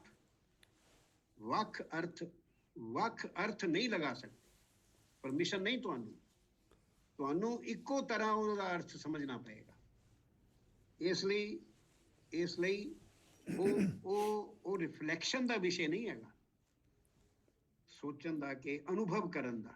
ਅੱਖਾਂ ਬੰਦ ਕਰਕੇ ਬਾਣੀ ਸੁਣ ਰਹੇ ਹਾਂ ਔਰ ਆਪਣੇ ਆਪ ਉਹਦੇ ਅੰਦਰ ਰੂਪ ਬਣ ਰਹੇ। ਉਹਦਾ ਜਿਹੜਾ ਜਿਵੇਂ ਉਹ ਸਮਝਾਏਗਾ, ਜਿਹੜਾ ਅਥੋਰਾਈਜ਼ਡ ਹੈਗਾ ਕਿ ਵੀ ਇਹਦਾ ਇਹ ਮੀਨਿੰਗ ਹੈ, ਉਹੀ ਮੀਨਿੰਗ ਮੰਨਣਾ। ਤੇ ਉੱਥੇ ਗੱਲ ਕਹੀ ਸੀ, ਕਾਫੀ ਚੰਗੀ ਲੱਗੀ ਸੀ ਲੋਕਾਂ ਨੂੰ, ਉਹ ਬਾਣੀ ਸਾਰਾ। ਤੇ ਇਸ ਕਰਕੇ ਮੌਖਿਕ ਪਰੰਪਰਾ ਦੇ ਗ੍ਰੰਥ ਨੇ ਔਰ ਕਾਵ ਗ੍ਰੰਥ ਨੇ, ਗਿਆਨ ਗ੍ਰੰਥ ਜਿਹੜੇ ਨੇ ਕਾਵੇ ਦੇ ਗ੍ਰੰਥ। ਫਿਰ ਭਾਈ ਸਾਹਿਬ ਨੇ ਇੱਕ ਹੋਰ ਗੱਲ, ਅੱਛਾ ਜਿਹੜੀ ਇਹ ਪੋਇਟਿਕਸ ਦਾ ਐਨਸਾਈਕਲੋਪੀਡੀਆ ਉਹ ਆਉਣ ਵਾਲਾ, ਅੱਜ ਕੱਲ੍ਹ ਛਪ ਰਿਹਾ, ਕਿਉਂਕਿ ਸਰਕਾਰੀ ਮਹਿਕਮਾ ਨਾ 2013 ਚ ਮੈਨੂਸਕ੍ਰਿਪਟ ਜਮ੍ਹਾਂ ਕਰਾਤਾ ਸੀ, ਤੇ ਹੁਣ 7 ਸਾਲ ਬਾਅਦ ਮੇਰੇ ਖਿਆਲ 'ਚ ਔਰ 1-2 ਮਹੀਨੇ 'ਚ ਛਪ ਜਾਏਗਾ। ਉਹਦੇ 'ਚ ਅਸੀਂ ਪੰਜਾਬੀ ਦੇ, ਮੇਰੇ ਖਿਆਲ ਪੰਜਾਬੀ ਕਾਵ ਦੇ 35 ਹੈਗੀਆਂ ਐਂਟਰੀਆਂ ਉਹਦੇ 'ਚ ਹੈਗੀਆਂ। ਔਰ ਮੇਰੇ ਵੱਡੇ ਭਰਾ ਜਗਬੀਰ ਸਿੰਘ ਜੀ ਨੇ ਉਹ ਲਿਖੀਆਂ ਸਾਰੀਆਂ, ਜਗਬੀਰ ਸਿੰਘ ਜੀ ਨੇ। ਤੇ ਫਿਰ ਭਾਈ ਸਾਹਿਬ ਨੇ ਗੱਲ ਕੀਤੀ ਕਿ ਇੰਨੀਆਂ ਕਿਤਾਬਾਂ ਕਿੱਦਾਂ ਲਿਖੀਆਂ, ਜਿਹੜੀਆਂ ਕਿਤਾਬਾਂ ਤਾਂ ਬਹੁਤ ਜ਼ਿਆਦਾ ਨਹੀਂ ਹੈਗੀਆਂ, 13-14 ਹੀ ਨੇ।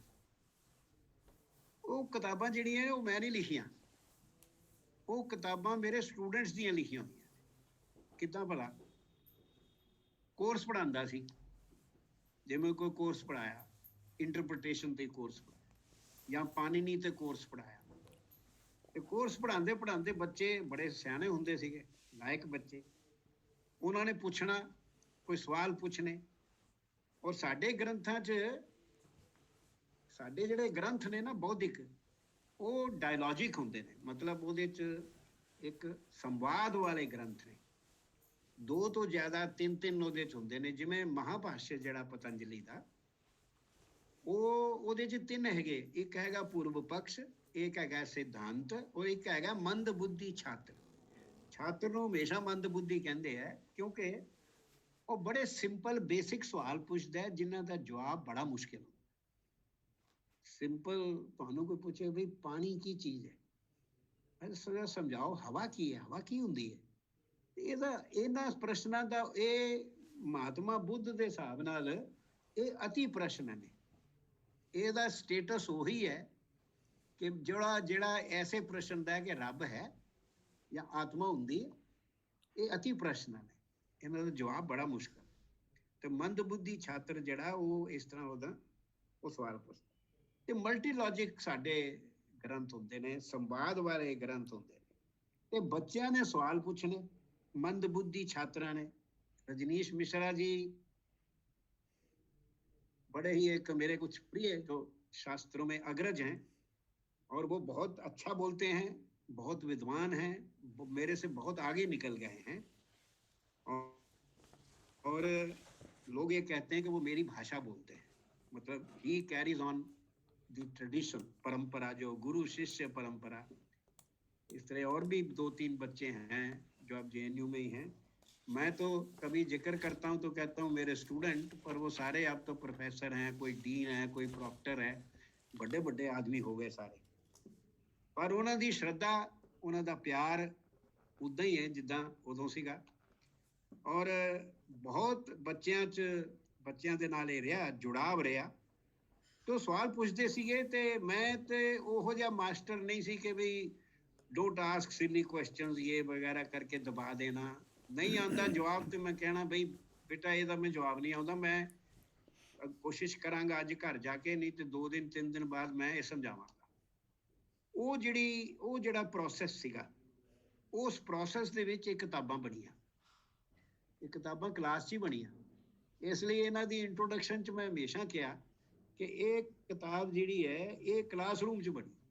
ਇਹਦੇ 'ਚ ਉਹਨਾਂ ਦਾ ਵੀ ਯੋਗਦਾਨ ਬੱਚਿਆਂ ਦਾ ਵੀ ਉਨਾ ਹੀ ਹੈ ਜਿੰਨਾ ਮੇਰਾ। ਇੱਕ ਢੰਗ ਹੁੰਦਾ ਸੀ ਮੇਰਾ ਕਿ ਮੈਨੂੰ ਯਾਦ ਹੈ ਕਿ ਵਾਕਿਆਪਦੀ ਭਰਤਰੀ ਦੀ ਬਹੁਤ ਵੱਡਾ ਗ੍ਰੰਥ ਹੈ, ਵਧੀਆ ਗ੍ਰੰਥ ਹੈ, ਭਾਸ਼ਾ ਦਰਸ਼ਨ ਦਾ ਗ੍ਰੰਥ ਹੈ। ਮੇਰੇ ਖਿਆਲ 'ਚ ਦੁਨੀਆ 'ਚ ਉਹੋ ਜਿਹਾ ਦੂਜਾ ਗ੍ਰੰਥ ਹੈ ਨਹੀਂ। 3 ਭਾਗ ਹੈ ਉਹਦੇ। ਪਹਿਲੇ 'ਚ ਫਿਲਾਸਫੀ ਹੈ, ਦੂਜੇ 'ਚ ਵਾਕ ਹੈ, ਔਰ ਤੀਜੇ 'ਚ ਪਦ, ਔਰ कुछ कोटियां, ग्रामर दियां, व्याकरण दियां कोटियां, जिवें कारक है, दिक है, दिशा, काल है, समय, सत्य, एग्जिस्टेंस, किस चीज को भाषा प्रकट करती है। जब हम बोलते हैं कि दिस इज ए पेन, तो ये पेन हम दिखाएं तो उसका कितना ज्ञान भाषा दे सकती है। उसको पेन कहने से हम उसके बारे में कितना कुछ बता देते हैं, कुछ भी नहीं बताते।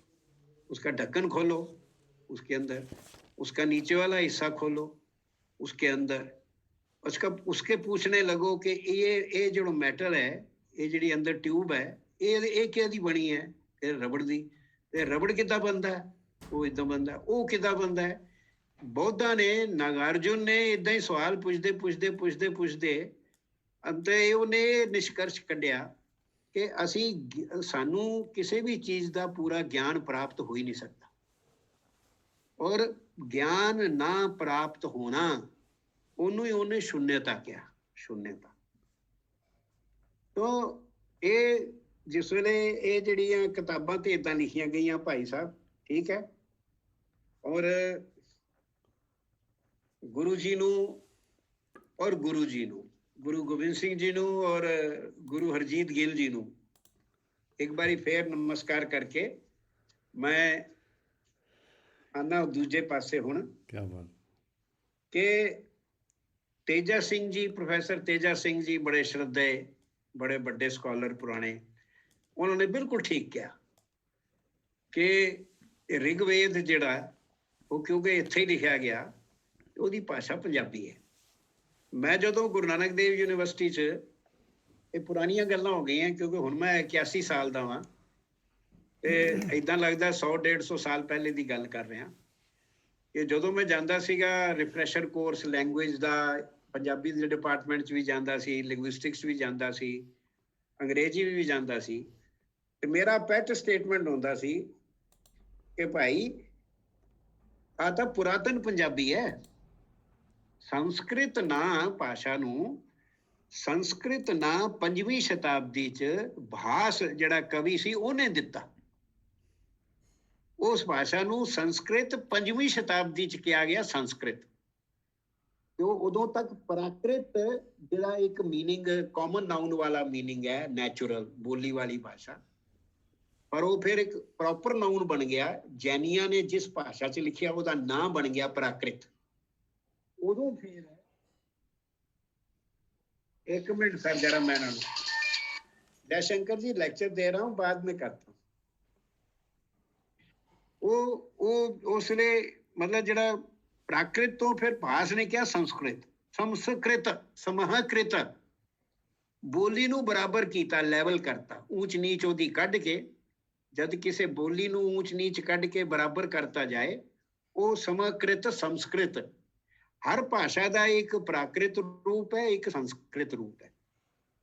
जिवें T.S. एलियट की जिहड़ी पोएम है, लेट अस से प्रूफ रॉक, जिहड़ी T.S. एलियट की अंग्रेजी है वो संस्कृत अंग्रेजी है, क्योंकि वो अंग्रेजी लंडन च कोई भी नहीं सी बोलता।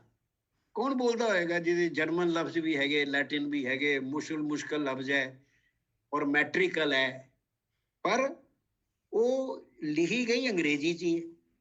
और जिहड़ी अंग्रेजी लिखी गई वो प्राकृत अंग्रेजी जिहड़ी है, जिहदे चों ये संस्कृत रूप निकलिया वो प्राकृत है, प्राकृत अंग्रेजी है। तो इसलिए पाणिनि ने जिहड़ा व्याकरण बनाया, पाणिनि ने तो नहीं किया मैं संस्कृत का व्याकरण बना रहा, पाणिनि ने नहीं, बल्कि उन्हें क्या भाषा ते छंदस।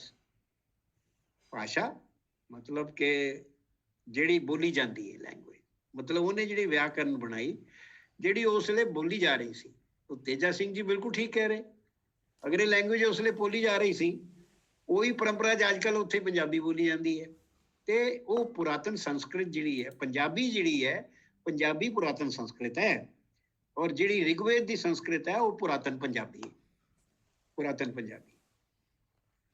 मत्था है पंजाब देश का, और देश की बांह भी है, बांवां भी है, बाजू भी है बहुत। इस करके इसने भुगतिया बड़ा, भुगतिया भी बहुत है। मतलब जदों भी टुटाव बहुत आए टुटाव भी आए, और उहदे चों फिर उभरिया भी।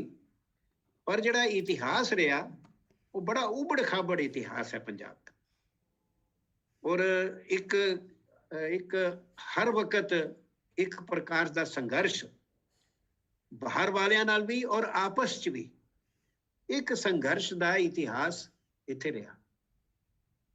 और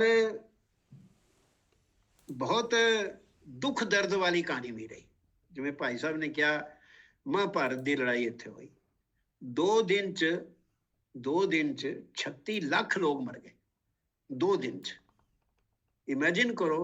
और मार अफगानिस्तान के उत्तों तो लैके आसाम तक तो पांड्या साउथ तो सारे इस एरिया के लोगों ने उस पार्ट लिया, हिस्सा लिया, और इन्ना नरसंहार होया, इन्ना नरसंहार होया। और उस नरसंहार ते ना तुसी देखो ऋग्वेद विच जिक्र आउंदा है बैटल ऑफ 10 किंग्स, 10 राज युद्ध। ਉਹ ਲੜਾਈ ਉਸ ਵੇਲੇ ਕਰਨਾਲ ਦਾ ਜਿਹੜਾ ਰਾਜਾ ਸੀ ਉਹਨੇ ਇੱਕ ਬਣਾਈ ਸੰਗਠਨ ਬਣਾਇਆ 10 ਰਾਜਿਆਂ ਦਾ, ਔਰ ਨਾਰਥ ਵੈਸਟ ਦੇ ਜਿੰਨੇ ਜਿਹੜਾ ਨਾਰਥ ਵੈਸਟ ਦਾ ਕਾਲਡਰਨ ਹੈ ਰੇਸਿਸ ਦਾ, ਇੱਥੋਂ ਮੰਗੋਲ ਵੀ ਨਿਕਲੇ, ਹੂਣ ਵੀ ਨਿਕਲੇ, ਸ਼ਕ ਵੀ ਨਿਕਲੇ, ਕੁਸ਼ਾਣ ਵੀ ਨਿਕਲੇ, ਇਹ ਸਾਰੀ ਜਾਤੀਆਂ ਬੜੀਆਂ ਲੜਾਕੂ ਜਾਤੀਆਂ ਰਹੀਆਂ, ਔਰ ਇਹ ਦੁਨੀਆ ਭਰ ਫੈਲ ਕੇ ਇਹਨਾਂ ਨੇ ਬੜਾ ਆਤੰਕ ਆਪਣੇ ਆਪਣੇ ਸਮੇਂ 'ਚ ਇਹਨਾਂ ਨੇ ਬੜਾ ਆਤੰਕ ਫੈਲਾਇਆ। ਪਰ ਉਹਨਾਂ ਦਾ ਮੁਕਾਬਲਾ ਹਿੰਦੁਸਤਾਨ ਨੇ ਇਸ ਮੁਲਕ 'ਚੋਂ ਹਮੇਸ਼ਾ ਐਸੀ ਜਾਤੀਆਂ ਦਾ ਵਿਰੋਧ ਬੜਾ ਹੋਇਆ, ਔਰ ਇੱਥੇ ਆ ਕੇ ਜਿਵੇਂ ਠਹਿਰ ਗਈਆਂ ਜਾਤੀਆਂ। ਉਹ ਸਬੂਤਾਈ ਖਾਨ ਨੇ ਰੋਮ ਜਾ ਕੇ ਇੱਟ ਨਾ ਇੱਟ ਵਜਾਤੀ, ਫਰਾਂਸ ਦੇ ਕੋਸਟ ਵੀ ਪਹੁੰਚ ਗਿਆ, ਪਰ ਮੰਗੋਲ ਜਿਸ ਵੇਲੇ ਹਿੰਦੁਸਤਾਨ 'ਚ ਆਏ ਤੇ ਠਹਿਰ ਗਏ। ਹੁਣ ਜਿਸ ਵੇਲੇ ਆਏ ਠਹਿਰ ਗਏ। ਸਿਆਲਕੋਟ 'ਚ ਰਾਜਾ ਸੀ ਮੇਹਰਗੁਲ, ਉਹ ਫਿਰ ਉਹ ਵੈਸ਼ਨਵ ਹੋ ਗਿਆ, ਇੱਥੇ ਆ ਕੇ ਠਹਿਰ ਜਾਂਦੇ ਸੀ। ਇੱਕ ਪ੍ਰਕਾਰ ਦਾ ਬਾਂਧ ਪੰਜਾਬ ਦੀ ਜਿਹੜੀ ਬਰੇਵਰੀ ਹੈ, ਪੰਜਾਬ ਦੀ ਜਿਹੜੀ ਕਿਆ ਕਹਿਣਾ ਚਾਹੀਏ ਸ਼ੌर्य, ਔਰ ਪੰਜਾਬ ਦਾ ਜਿਹੜਾ ਬੋਧ, ਜਿਹੜਾ ਗਿਆਨ ਹੈ, ਇਹ ਕੰਬੀਨੇਸ਼ਨ ਬੜਾ ਡੈਡਲੀ ਕੰਬੀਨੇਸ਼ਨ। ਕਿਉਂਕਿ ਅਥਰਵ ਵੇਦ ਵਿੱਚ ਇੱਕ ਭੂਮੀ ਸੂਕਤ ਹੈ, ਉਹਦੇ 'ਚ ਉਹਨਾਂ ਲਿਖਿਆ ਕਿ ਇਹ ਮਦਰ ਅਰਥ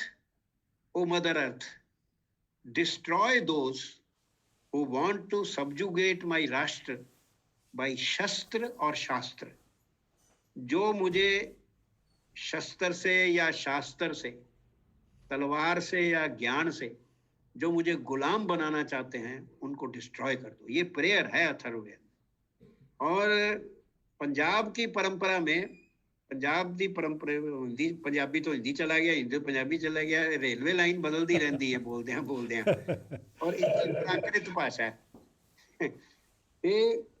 ਉਹ ਜਿਹੜਾ ਪੰਜਾਬ 'ਚ ਇਹ ਦੋਨੋਂ ਸ਼ਸਤਰ ਸ਼ਾਸਤਰ ਦੀ ਬੜਾ ਬਹੁਲਯ ਰਿਹਾ, ਸ਼ਸਤਰ ਸ਼ਾਸਤਰ ਦਾ ਔਰ ਧਰਮ ਦੀ ਰਕਸ਼ਾ ਹਮੇਸ਼ਾ। ਭਾਵੇਂ ਮੈਂ ਹੁਣੇ ਜ਼ਿਕਰ ਕੀਤਾ ਗੁਰੂ ਗੋਰਖਨਾਥ ਦਾ, ਗੋਰਖਨਾਥ ਨੇ ਨਾਥ ਸੰਪਰਦਾਇ ਬਣਾਇਆ, ਉੱਧਰੋਂ ਪੰਜਾਬ ਤੋਂ ਸ਼ੁਰੂ ਕੀਤਾ। ਜਲੰਧਰ ਬਹੁਤ ਵੱਡਾ ਸਥਾਨ ਸੀ ਨਾਥ ਜੋਗੀ, ਔਰ ਜਿਹੜਾ ਅਭਿਨਵ ਗੁਪਤ 9ਵੀਂ ਸ਼ਤਾਬਦੀ 'ਚ ਕਸ਼ਮੀਰ ਦਾ ਇੰਨਾ ਵੱਡਾ ਚਿੰਤਕ ਸੀ, ਉਹ ਜਲੰਧਰ ਨਾਥ ਦਾ ਹੀ ਸ਼ਾਗਿਰਦ ਸੀ। ਜਲੰਧਰ ਨਾਥ ਜੋਗੀ ਸੀ ਜਿਹੜਾ ਜਲੰਧਰ ਹੀ ਸੀਗਾ। ਔਰ ਜਲੰਧਰ ਤੋਂ ਮੈਨੂੰ ਧਿਆਨ ਆਇਆ ਕਿ ਛਾਂਦੋਗਯ ਉਪਨਿਸ਼ਦ 'ਚ ਇੱਕ ਕਥਾ ਜੀ ਆਉਂਦੀ ਹੈ ਕਿ ਸਨਤ ਕੁਮਾਰ ਤੇ ਨਾਰਦ ਦਾ ਸੰਵਾਦ ਹੋ ਰਿਹਾ, ਤੇ ਨਾਰਦ ਪੁੱਛਦਾ ਹੈ ਕਿ ਬਈ ਦੁਨੀਆ 'ਚ ਸਭ ਤੋਂ ਤਾਕਤਵਰ ਚੀਜ਼ ਕਿਹੜੀ ਹੈ? ਤਾਂ ਸਨਤ ਕੁਮਾਰ ਕਹਿੰਦੇ ਸ਼ਬਦ। ਅਤੇ ਆਪਾਂ ਵੀ ਅੱਜ ਕੱਲ੍ਹ ਬੜੀ ਸ਼ਬਦ ਦੀ ਮਹਿਮਾ ਹੈ ਨਾ, ਨਾਮ ਜਪ ਸਭ ਕਰਦੇ ਹੈ, ਇਹ ਸਭ ਤੋਂ ਪਾਵਰਫੁਲ ਹੈ ਸ਼ਬਦ। ਤਾਂ ਕਹਿੰਦੇ ਅੱਛਾ ਸ਼ਬਦ ਤੋਂ ਪਾਵਰਫੁਲ ਕੀ ਹੈ? ਕਹਿੰਦੇ ਸ਼ਬਦ ਤੋਂ ਪਾਵਰਫੁਲ ਹੈਗਾ ਵਿਚਾਰ, ਜਿਹੜਾ ਉਹ ਸ਼ਬਦ ਇੰਗਿਤ ਕਰਦਾ ਹੈ ਜਿਸ ਵਿਚਾਰ। ਤਾਂ ਵਿਚਾਰ ਤੋਂ ਪਾਵਰਫੁਲ ਕੀ ਹੈ? ਕਿ ਵਿਚਾਰ ਤੋਂ ਪਾਵਰਫੁਲ ਹੈ ਧਿਆਨ, ਕਿ ਪਹਿਲੇ ਧਿਆਨ ਲਗਾਓਗੇ ਤੇ ਵਿਚਾਰ ਆਏਗਾ ਨਾ, ਫਿਰ ਉਹਦਾ ਸ਼ਬਦ ਆਏਗਾ। ਉਦੋਂ ਪਾਵਰਫੁਲ ਹੈ ਧਿਆਨ। ਤੇ ਧਿਆਨ ਤੋਂ ਪਾਵਰਫੁਲ ਕੀ ਹੈ? ਨਾਰਦ ਵੀ ਤੇ ਮੂਰਖ ਮੰਦ ਬੁੱਧੀ ਛਾਤਰ ਹੈ ਨਾ, ਪੁੱਛੀ ਜਾਂਦਾ ਉਦੋਂ ਪਾਵਰਫੁਲ ਕੀ ਹੈ? ਕਹਿੰਦੇ ਉਦੋਂ ਪਾਵਰਫੁਲ ਹੈ ਸੰਕਲਪ। ਜਦੋਂ ਤੱਕ ਤੁਸੀਂ ਨਿਸ਼ਚੇ ਨਹੀਂ ਕਰਦੇ ਕਿ ਮੈਂ ਇਹ ਕਰਨਾ ਹੈ, ਉਦੋਂ ਤੱਕ ਤੁਸੀਂ ਧਿਆਨ ਵੀ ਕਿੱਦਾਂ ਲਗਾਓਗੇ? ਨਿਸ਼ਚੇ ਕਰਕੇ ਹੋਗਾ ਨਾ, ਨਹੀਂ ਤੇ ਵਿੱਚ ਕਹੋਗੇ ਉਹ ਜਿਹੜਾ ਕੌਫੀ ਲਿਆ, ਮੈਂ ਜਰਾ ਸੋਚ ਰਿਹਾ ਬਹੁਤ ਜ਼ਿਆਦਾ ਲਿਆ, ਜਰਾ ਕੌਫੀ ਲਿਆ, ਉਹ ਫਿਰ ਉਹ ਤੇ ਉਸ ਵਿੱਚ ਤੇ ਧਿਆਨ ਨਹੀਂ ਲੱਗਣਾ। ਸੰਕਲਪ, ਸੰਕਲਪ ਤੋਂ ਵੀ ਵੱਡੀ ਚੀਜ਼ ਕੀ ਹੈ? ਕਹਿੰਦੇ ਬਲ ਫਿਜ਼ੀਕਲ ਤਾਕਤ। ਅਗਰ ਸਰੀਰ ਨਿਰੋਗ ਨਹੀਂ ਹੈ, ਸਰੀਰ 'ਚ ਤਾਕਤ ਨਹੀਂ ਹੈ, ਤੇ ਤੁਸੀਂ ਬਹਿ ਕੇ ਆਪਣੀ ਸਾਰੀ ਐਨਰਜੀ ਕਿੱਦਾਂ ਇਕੱਠੀ ਕਰੋਗੇ? ਉਹ ਕਹਿੰਦੇ ਬਲ। ਅੱਛਾ, ਤੇ ਬਲ ਤੋਂ ਵੀ ਉੱਤੇ ਕੀ ਹੈ? ਬਲ ਤੋਂ ਵੀ ਵੱਡਾ ਕੀ ਹੈਗਾ? ਕਹਿੰਦੇ ਬਲ ਤੋਂ ਵੀ ਵੱਡਾ ਹੈਗਾ ਅੰਨ। ਉਹ ਸੌਰੀ ਮੈਂ ਉਲਟਾ ਗਿਆ ਜੀ। ਉਹ ਕਹਿੰਦੇ ਸੰਕਲਪ ਤੋਂ ਵੱਡਾ ਕੀ ਹੈ? ਅੰਨ। ਅੰਨ, ਇਸ ਲਈ ਅੰਨ ਦੀ ਵੀ ਬੜੀ ਮਹਿਮਾ ਹੈ। ਅੰਨ ਕਿੱਦਾਂ ਦਾ ਖਾਣਾ ਹੈ, ਕਿਹੜਾ ਖਾਣਾ ਹੈ, ਕਿਸ ਵੇਲੇ ਖਾਣਾ ਹੈ, ਕਿਵੇਂ ਖਾਣਾ ਹੈ, ਕਿਉਂ ਖਾਣਾ ਹੈ, ਹਾਂ। ਔਰ ਅੰਨ ਤੋਂ ਵੀ ਜ਼ਿਆਦਾ ਸ਼ਕਤੀਮਾਨ ਕੀ ਹੈ? ਬਲ, ਫਿਜ਼ੀਕਲ ਸਟਰੈਂਥ। ਤਾਂ ਭਾਈ ਸਾਹਿਬ ਧਿਆਨ ਦਿਓ ਜਰਾ, ਅਵਤਾਰ ਜੀ। ਹਾਂਜੀ ਹਾਂਜੀ। ਤੋ ਨਾਰਦ ਪੁੱਛਦਾ ਹੈ ਕਿ ਮਹਾਰਾਜ ਇਹ ਬਲ, ਫਿਜ਼ੀਕਲ ਸਟਰੈਂਥ ਨੂੰ ਤੁਸੀਂ ਇੰਨਾ ਉੱਤੇ ਕਿੱਦਾਂ? ਸ਼ਬਦ, ਫਿਰ ਵਿਚਾਰ, ਫਿਰ ਧਿਆਨ, ਫਿਰ ਸੰਕਲਪ, ਫਿਰ ਅੰਨ ਦੇ ਉੱਤੇ ਬਲ, ਤੇ ਬਲ ਤੇ ਕਿੱਦਾਂ? ਉਹ ਜਿਹੜੀ ਗੱਲ ਕਹੀ ਉਹਦਾ ਜਵਾਬ, ਤੇ ਮੈਨੂੰ ਲੱਗਦਾ ਹੈ ਕਿ ਛੰਦੋਗੇ ਉਪਨਿਸ਼ਦ ਜਲੰਧਰ 'ਚ ਹੀ ਬਣਿਆ ਹੋਣਾ। ਉਹ ਜਵਾਬ ਦਿੰਦੇ ਆ ਕਿ ਇੱਕ ਬਲਵਾਨ ਆਦਮੀ 20 ਵਿਦਵਾਨਾਂ ਨੂੰ, ਇੱਕ ਲੱਠਬਾਜ਼ 20 ਵਿਦਵਾਨਾਂ ਨੂੰ ਭਜਾ ਦਿੰਦਾ ਹੈ। 20 ਵਿਦਵਾਨ ਨੱਠ ਜਾਣਗੇ ਇੱਕ ਬਲਵਾਨ ਆਦਮੀ ਦੇ ਸਾਹਮਣੇ। ਤੇ ਤੁਹਾਡਾ ਕੀ ਖਿਆਲ? ਇਹ ਜਲੰਧਰ 'ਚ ਹੀ ਲਿਖਿਆ ਗਿਆ ਹੋਣਾ, ਆਪਣੇ ਪੰਜਾਬ 'ਚ ਹੀ ਕਿਤੇ ਲਿਖਿਆ ਗਿਆ ਹੋਣਾ ਇਹ ਉਪਨਿਸ਼ਦ ਵੀ ਹੈ। ਤੋ ਇਹ ਗੱਲ ਹੋਈ ਜੀ ਕਿ ਪੰਜਾਬ ਦੀ ਸਥਿਤੀ ਇਤਿਹਾਸਿਕ ਕ੍ਰਾਸ ਰੋਡ ਤੇ ਰਹਿਣ ਕਰਕੇ। ਔਰ ਪਹਿਲਾਂ ਜਿਸਲੇ ਤੁਸੀਂ ਦਰਬਾਰ ਸਾਹਿਬ ਜਾਂਦੇ ਹੋ ਤੇ ਉੱਥੇ ਜਿਹੜਾ ਤੁਸੀਂ ਉਹ ਦੇਖਦੇ ਹੋ ਨਾ ਝੰਡਾ ਉੱਚਾ, ਉੱਥੇ ਦੇਖ ਕੇ ਮਨ 'ਚ ਵਿਚਾਰ ਕੀ ਆਉਂਦਾ ਕਿ ਕੋਈ ਵੀ ਦੁਸ਼ਮਣ ਜਿਸ ਵੇਲੇ ਆਏਗਾ ਉਹਨੂੰ ਪਹਿਲੇ ਇਹਨੂੰ ਲੰਘਣਾ ਪਏਗਾ, ਔਰ ਉਹਨੂੰ ਲੰਘਣਾ ਆਸਾਨ ਨਹੀਂ, ਆਸਾਨ ਰਿਹਾ ਵੀ ਨਹੀਂ ਔਰ ਆਸਾਨ ਹੈ ਵੀ ਨਹੀਂ। ਔਰ ਸ਼ਾਸਤਰ 'ਚ ਮਾਤਰਾ ਦਾ ਭੇਦ ਹੈ ਬਸ, ਸ਼ਸਤਰ ਤੇ ਸ਼ਾਸਤਰ 'ਚ। ਔਰ ਸ਼ਾਸਤਰ ਦੀ ਰਕਸ਼ਾ ਸ਼ਸਤਰ ਕਰਦਾ। ਇਸ ਲਈ ਜਿਸਲੇ ਅਸੀਂ ਕਹਿੰਦੇ ਕਿ ਗੁਰੂ ਗੋਬਿੰਦ ਸਿੰਘ ਜੀ ਮਰਦ ਅਗੰਮੜਾ, ਬਿਲਕੁਲ ਅਨਈਕੁਅਲਡ ਆਦਮੀ ਸਨ। ਇਹ ਸ਼ਾਸਤਰ ਦੇ ਗਿਆਤਾ, ਜ਼ਬਰਦਸਤ ਸ਼ਾਸਤਰ ਦਾ ਪੁਨਰ ਜਾਗਰਨ ਕੀਤਾ, ਲੋਕ ਭਾਸ਼ਾ 'ਚ ਲੋਕਾਂ ਤੱਕ ਪਹੁੰਚਾਇਆ। ਔਰ ਉਹਦੀ ਰਕਸ਼ਾ ਵੀ ਕੀਤੀ, ਸ਼ਸਤਰ ਨਾਲ ਕੀਤੀ। ਸ਼ਸਤਰ 'ਚ ਵੀ ਕੋਈ ਮੁਕਾਬਲਾ ਨਹੀਂ। ਔਰ ਕਵੀ ਤੇ ਅਦਭੁਤ ਮਿੱਤਰ ਪਿਆਰੇ ਨੂੰ ਹਾਲ ਮੁਰੀਦਾਂ ਦਾ ਕਹਿਣਾ। ਪੰਜਾਬ ਦਾ ਕਾਵਿ ਜਿਹੜਾ ਹੈ, ਭਾਰਤ ਦਾ ਹੀ ਕਾਵਿ, ਉਹ ਕਰੁਣ ਰਸ ਪ੍ਰਧਾਨ ਹੈ। ਭਾਰਤ ਦਾ ਹੀ ਕਾਵਿ, ਤੁਸੀਂ ਮਹਾਭਾਰਤ ਪੜ੍ਹ ਲਓ, ਵਾਲਮੀਕੀ ਰਾਮਾਇਣ ਪੜ੍ਹ ਲਓ, ਸ਼ਲੋਕ ਦਾ ਉਦਗਮ ਹੀ ਦੁੱਖ ਤੋਂ ਹੈ। ਕਰੌਂਚ ਪਕਸ਼ੀ ਉਹਨੂੰ ਮਾਰਿਆ, ਤੇ ਜਿਹੜੀ ਉਹਨੇ ਚਿਤਕਾਰ, ਉਹਦਾ ਜਿਹੜਾ ਪੇਰ ਸੀ ਜਿਹੜਾ ਬਚ ਗਿਆ, ਉਹਦੀ ਜਿਹੜੀ ਚਿਤਕਾਰ ਸੀ, ਉਸ ਚਿਤਕਾਰ ਨੂੰ ਸੁਣ ਕੇ ਵਾਲਮੀਕੀ ਦੇ ਮੂੰਹ ਚੋਂ ਸ਼ਲੋਕ ਨਿਕਲਿਆ। ਤੋ ਕਾਵਿ ਕਰੁਣ ਰਸ ਪ੍ਰਧਾਨ ਹੈ।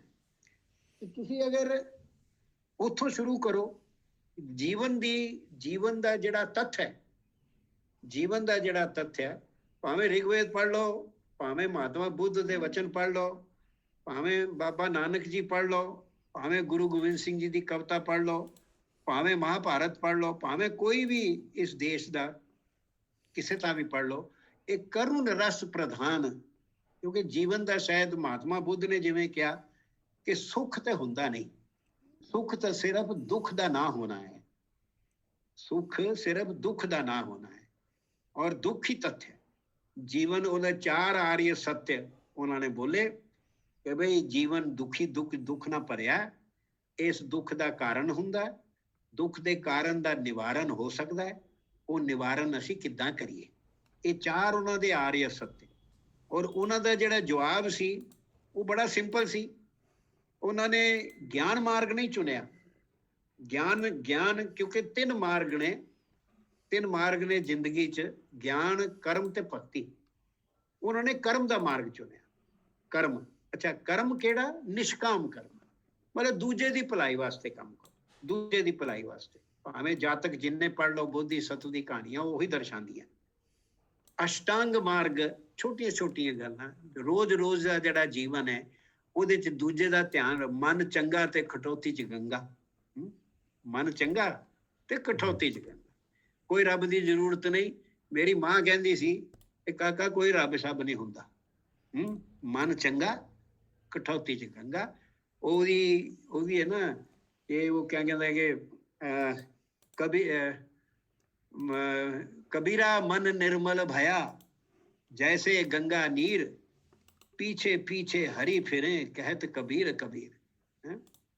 ਔਰ ਇਹਨੂੰ ਤਾਂ ਇੱਕ ਸਥਾਨ ਗੁਰੂ ਗ੍ਰੰਥ 'ਚ ਵੀ ਮਿਲਿਆ ਹੋਇਆ ਹੈ ਨਾ, ਈਸ਼ਵਰ ਅੱਲਾ ਨੂਰ ਪਾਇਆ, क्या ब्यूटीफुल एकापन, एकापन मतलब जोड़ने वाला दर्शन भारत का हमेशा जोड़ने वाला दर्शन रहा है शुरू से।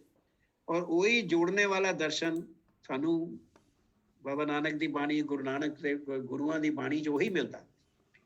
ਉਹ ਲੋਕ ਥੋੜੇ ਕਹਿੰਦੇ ਜੀ ਦੇਖੋ ਉਹਨਾਂ ਨੇ ਕਿਹਾ ਕਿ ਵੀ ਵੇਦ ਕਤੇਬ ਦੋਵੇਂ, ਤੇ ਇਸ ਲਈ ਗੱਲ ਇਹ ਹੈ ਕਿ ਉਸ ਵੇਲੇ ਜਿਹੜਾ ਚੈਲੰਜ ਸੀ ਸਾਡੇ ਧਰਮ ਨੂੰ, ਉਹ ਚੈਲੰਜ ਉਹ एक ईश्वरवादी निराकार पर निर्गुण नहीं, निराकार ईश्वर सी पर निर्गुण नहीं सी, ਉਹਦਾ ਚੈਲੰਜ ਸੀ। ਤੇ ਉਸ ਵੇਲੇ ਬਾਬਾ ਜੀ वेद और बाइबल तो कह नहीं सी सकते ना, असल टकराव तो उस वेले वेद कतेब दा ही सी ना, वेद कतेब दा। ते जेड़ी वो बाणी है गुरु नानक जी दी, वो उन्हां वास्ते नहीं जेड़े दूजियां दे शत्रु है, पर वो बाणी उन्हां शत्रुआं वास्ते वे जिन्हां ने एक रीति रिवाज नूं खत्म कीता, वो उन्हां नूं एड्रेस्ड है, उन्हां नूं एड्रेस्ड है।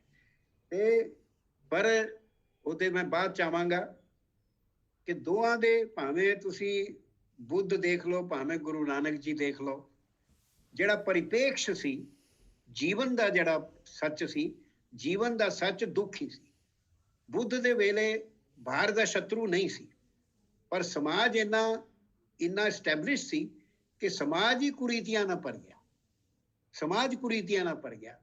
एक दूजे दे को खोना, एक दूजे नाल ईर्ष्या करनी, लालच करना, और इस लई दुख उस वेले जिहड़ा सीगा उहनूं दूर करन वास्ते उन्हां ने जिहड़ा कर बाबा जी दे वेले बाहर दा बड़ा और बहुत फिजिकल वायलेंस, हिंसा बहुत सी, सारे लोग दुखी। बाबरवाणी, इमनाबाद दी लड़ाई सब जानते हैं, किदां उन्हां लिखिया कि रब नूं भी पुछया कि तैनूं दया नहीं आई, कि जिस वेले छोटे छोटे बच्चे या कुड़ियां या बुढ़े तेनू दया नहीं आई। ते इस उस वेले उन्होंने महात्मा बुद्ध ने तो कर्म मार्ग चुनिया, पर बाबा जी ने ज्ञान मार्ग चुनिया। बाबा जी ने ज्ञान मार्ग चुनिया क्योंकि उस वेले साडा समाज इन्ना टुटा होया सी, इन्ना कमजोर पै गया सी। 400-500 साल दियां लड़ाइयां दे बाद कि उस वेले शस्त्र उठाने की शक्ति समाज विच नहीं सी, पर समाज की रीढ़ की हड्डी टुटी हुई सी। तो रीढ़ की हड्डी बाबा जी ने पाई ज्ञान दे नाल। और ज्ञान उदासियां चो घुम के उन्होंने लोकां नूं अपने सुते हुए ज्ञान, जिहड़ा ज्ञान सो गया सी, जिहड़ा ज्ञान उन्हां तो छुट गया सी, उन्हां दी हीन भावना अपने च भर गई सी। एक बिल्कुल कमजोर होने का भाव उन्होंने दिल च बह गया सी। उन्होंने याद दिला के बाबा जी ने बार बार जा के इधर उधर उन्होंने जड़ा प्राचीन भारत का ज्ञान सी, दर्शन सी, उसनूं उन्होंने प्रगट किया। मैं एक लैक्चर च कहा है कि तुसी अगर मूल मंत्र नूं पूरी तरह गहन तरीके नाल मूल मंत्र असी समझ लईए ते सानू कोई उपनिषद पढ़न की जरूरत नहीं, कोई उपनिषद पढ़न की जरूरत नहीं। उन्होंने उहदा बिल्कुल निचोड़ निकाल के एसेंस, और वही क्या कर सकते सी अपनी प्रतिभा नाल। कोई होर एक वाक्य दे विच, एक वाक दे विच ब्रह्म ज्ञान नूं बन नहीं सी सकता। बाबा जी ने पूरे जीवन ब्रह्म विचार किया और खुद ब्रह्म रूप हो गए। और इसे करके उन्हां दी जिहड़ी शक्ति सी वो शस्त्र की शक्ति नहीं सी, वो शास्त्र की शक्ति सी। और उन्होंने घुम के उसले उन्हां लोकां दे विच एक नवीं धारा उन्हां दी अकाल मतलब ओंकार जिहड़ा एक ओंकार है, क्योंकि शाह हुसैन भी कहता है एक अनेक, जिहड़ा एक आपे ही अनेक हो गया। ये प्रश्न बड़ा पुराना है, और गुरु गोबिंद सिंह जी भी अकाल स्तुत दे विच इसे नूं एड्रैस करते कि अगर ब्रह्म इको ही है अद्वितीय, तो फिर अनेक मतलब तुहाडे च भी, मेरे च भी, कुर्सी च भी, पेड़ च भी, पक्षी च भी बट किदां गया? फिर ਇੱਕ ਅਨੇਕ ਕਿੱਦਾਂ ਹੋ ਗਿਆ? ਇਹਦਾ ਜਵਾਬ 5ਵੀਂ ਸ਼ਤਾਬਦੀ ਚ ਭਰਤਰੀ ਨੇ ਦਿੱਤਾ ਸੀ, ਕਾਲ ਸ਼ਕਤੀ ਨਾਲ, ਕਾਲ ਨਾਲ। ਇਹ ਕਾਲ ਦੀ ਸ਼ਕਤੀ ਹੈ ਕਿ ਬ੍ਰਹਮ ਰੂਪ ਲੈਂਦਾ। ਕਿੱਦਾਂ? ਜਿਵੇਂ ਮੈਂ 1940 ਚ ਪੈਦਾ ਹੋਇਆ ਤੇ ਜਦੋਂ ਤੱਕ ਹੈਗਾ ਵਾਂ ਬ੍ਰਹਮ ਮੇਰੇ ਚ ਵੀ ਵਿਰਾਜ, ਮੈਂ ਵੀ ਬ੍ਰਹਮ ਦਾ ਹੀ ਇੱਕ ਰੂਪ ਹਾਂ। ਮਤਲਬ ਕਿ ਬ੍ਰਹਮਣ ਕੀ ਹੈ? ਬ੍ਰਹਮਣ ਇੱਕ ਜਿਹੜਾ ਪ੍ਰਕਿਰਤੀ, ਜਿਹੜੀ ਜਿਹਦੇ ਵਿੱਚ ਐਨਰਜਾਈਜ਼ਡ ਪ੍ਰਕਿਰਤੀ ਜੇ ਪਲਸੇਟਿੰਗ ਮੈਟਰ ਹੈ, ਇਹ ਸਾਰਾ ਬ੍ਰਹਮਣ ਦਾ ਕਨਸੈਪਟ ਜਿਹੜਾ ਉਹ ਇਟ ਇਜ਼ ਸਿੰਪਲੀ ਪਲਸੇਟਿੰਗ ਮੈਟਰ। ਮਤਲਬ ਜਿਵੇਂ ਲਾਵਾ ਹੁੰਦਾ ਨਾ, ਲਾਵਾ, ਇਹ ਪੂਰਾ ਬ੍ਰਹਮਾਂਡ ਇੱਕ ਪ੍ਰਕਾਰ ਦਾ ਲਾਵਾ ਹੈਗਾ, ਔਰ ਇਹਦੇ 'ਚ ਸ਼ਕਲਾਂ ਰੂਪ ਬਣਦੀਆਂ ਨੇ, ਰੰਗ ਬਣਦੇ ਹੈ, ਉਹ ਫਿਰ ਆਪੇ ਟੁੱਟ ਕੇ ਵਾਪਸ ਉਸੇ 'ਚ ਹੀ ਚਲੇ ਜਾਂਦੇ ਹੈ। ਜਿਵੇਂ ਸ਼ੰਕਰ ਕਹਿੰਦਾ ਕਿ ਨਦੀ ਦੇ ਕਿਨਾਰੇ ਅਸੀਂ ਲਹਿਰ ਦੇਖਦੇ ਹਾਂ, ਬੁਲਬੁਲਾ ਦੇਖਦੇ ਹਾਂ ਔਰ ਫੇਮ ਦੇਖਣੇ ਆ। ਅਸੀਂ ਕਹਿੰਦੇ ਦੇਖੋ ਕਿੱਡਾ ਵੱਡਾ ਬੁਲਬੁਲਾ ਬਣਿਆ, ਬਾਈ ਦੀ ਟਾਈਮ ਅਸੀਂ ਕਹਿੰਦੇ ਉਹ ਫਿਰ ਪਾਣੀ ਬਣ ਜਾਂਦਾ। ਇਸੇ ਤਰ੍ਹਾਂ ਕਪਿਲ ਕਪੂਰ ਵੀ ਇੱਕ ਟਾਈਮ ਤੇ ਵਾਪਸ ਪਾਣੀ ਬਣ ਜਾਏ, ਇਹ ਰੂਪ ਨਹੀਂ ਰਹੇਗਾ। ਤੇ ਬ੍ਰਹਮ ਦਾ ਰੂਪ ਜਿਹੜਾ ਹੈ ਉਹ ਕਾਲਬੱਧ ਹੈ, ਕਾਲ ਦੇ ਨਾਲ ਹੈ। ਇਸ ਕਰਕੇ ਗੁਰੂ ਗੋਬਿੰਦ ਸਿੰਘ ਜੀ ਨੇ ਬ੍ਰਹਮ, ਪਾਰ ਬ੍ਰਹਮ ਦੇ ਬਾਅਦ ਵੀ ਉੱਪਰ ਅਕਾਲ ਦੀ ਕਦਮ ਧਾਰਨਾ ਰੱਖੀ। ਅਕਾਲ ਜਿਹੜਾ ਟਾਈਮ ਨਾਲ ਬਾਉਂਡ ਨਹੀਂ ਹੈਗਾ, ਜਿਹੜਾ ਟਾਈਮ ਨਾਲ ਬਾਉਂਡ ਨਹੀਂ ਹੈਗਾ। ਉਹ ਬੜਾ ਇੱਕ ਗਹਿਨ ਦਾਰਸ਼ਨਿਕ ਗ੍ਰੰਥ ਹੈ ਅਕਾਲ ਸਤੁਤ। ਤੇ ਇਹ ਜਿਹੜਾ ਦੇਖੋ, ਹੁਣ ਤੁਸੀਂ ਇੱਥੋਂ ਹੀ ਦੇਖੋ, ਤੁਹਾਡਾ ਜਿਹੜਾ ਕਿ ਪੰਜਾਬ ਦਾ ਦਰਸ਼ਨ ਤੇ ਭਾਰਤ ਦਾ ਦਰਸ਼ਨ, ਇਨਫੈਕਟ ਭਾਰਤ ਦਾ ਦਰਸ਼ਨ ਤੇ ਪੰਜਾਬ ਦਾ ਹੀ ਦਰਸ਼ਨ ਹੈ। ਔਰ ਰਿਗਵੇਦ ਤੋਂ ਸ਼ੁਰੂ ਹੋਇਆ, ਗੁਰੂ ਗ੍ਰੰਥ ਸਾਹਿਬ ਤੱਕ ਆਇਆ ਹੈ। ਔਰ ਗੁਰੂ ਗ੍ਰੰਥ ਸਾਹਿਬ ਚ ਆਇਆ, ਉਹ ਵੀ 10 ਮੰਡਲ ਸੀਗੇ, ਇੱਥੇ 10 ਗੁਰੂ ਸੀਗੇ। ਉਹ ਛੰਦਾਂ 'ਚ ਸੀਗਾ, ਇਹ ਰਾਗਾਂ 'ਚ ਹੈਗਾ। ਉਹ ਉਸ ਵੇਲੇ ਦੇ ਲੋਕਾਂ ਦਾ, ਜਿਹੜੇ ਸਿਆਣੇ ਲੋਕ ਸੀ, ਉਹਨਾਂ ਦੀ ਬਾਣੀ ਹੈ ਰਿਗਵੇਦ 'ਚ। ਔਰ ਗੁਰੂ ਗ੍ਰੰਥ ਸਾਹਿਬ ਇਸ ਵੇਲੇ ਦੇ ਲੋਕਾਂ ਦੀ, ਜਿਹੜੀ ਸਿਆਣੇ ਲੋਕਾਂ ਦੀ ਬਾਣੀ ਹੈ, ਵਿਚਾਰ ਹੈ, ਉਹ ਇਕੱਠੇ ਕੀਤੇ। ਤੇ ਇਹ ਪੂਰੀ ਸਨਾਤਨ ਪਰੰਪਰਾ ਜਿਹੜੀ ਇਸ ਦੇਸ਼ ਦੀ ਹੈ, ਭਾਰਤ ਦੀ ਗਿਆਨ ਪਰੰਪਰਾ ਬੜੀ ਪੁਰਾਤਨ, ਸਨਾਤਨ ਔਰ ਅਵਿਰਲ, ਅਨਬ੍ਰੋਕਨ ਔਰ ਅਵਛਿन्न, ਕੰਟੀਨਿਊਅਸ, ਕੋਈ ਟੁਟਾਵ ਨਹੀਂ ਆਇਆ ਇਹਦੇ 'ਚ। ਔਰ ਇਸੇ ਕਰਕੇ ਤੁਸੀਂ ਦੇਖੋ ਕਿ 5000 ਸਾਲ ਪਹਿਲੇ ਦੇ ਜਿਹੜੇ ਵਿਚਾਰ ਨੇ, ਉਹਨਾਂ ਵਿਚਾਰਾਂ ਨੂੰ ਭਗਤੀ ਮੂਵਮੈਂਟ ਦੇ ਵਿੱਚ ਸਾਰੇ ਹਿੰਦੁਸਤਾਨ ਦੇ ਲੋਕਾਂ ਨੇ ਆਪਣੀ ਆਪਣੀ ਭਾਸ਼ਾ 'ਚ, ਲੋਕ ਭਾਸ਼ਾ 'ਚ ਪ੍ਰਗਟ ਕੀਤਾ। ਔਰ ਉਹ ਘੁੰਮ ਕੇ ਅਲਟੀਮੇਟਲੀ ਉਹਨੂੰ ਕੰਸੋਲੀਡੇਟ ਕਿਹਨੇ ਕੀਤਾ? ਕਿਹੜੇ ਰਿਸ਼ੀ ਨੇ ਕੀਤਾ? ਇਹ 10 ਗੁਰੂਆਂ ਨੇ। ਇਹ ਗੁਰੂਆਂ ਦੀ ਬਾਣੀ 'ਚ, ਗੁਰੂਆਂ ਨੇ, ਗੁਰੂ ਜਿਨ੍ਹਾਂ ਨੇ ਸੋਚਿਆ ਕਿ ਇਕੱਠਾ ਕਰਨਾ ਹੈ, ਇਹ ਗੁਰੂਆਂ ਨੇ ਉਹ ਕੰਮ ਕੀਤਾ ਜਿਹੜਾ ਉਸ ਵੇਲੇ ਰਿਗਵੇਦ ਦੇ ਕਰਨ ਵਾਲੇ ਰਿਸ਼ੀਆਂ ਨੇ ਕੀਤਾ ਸੀ।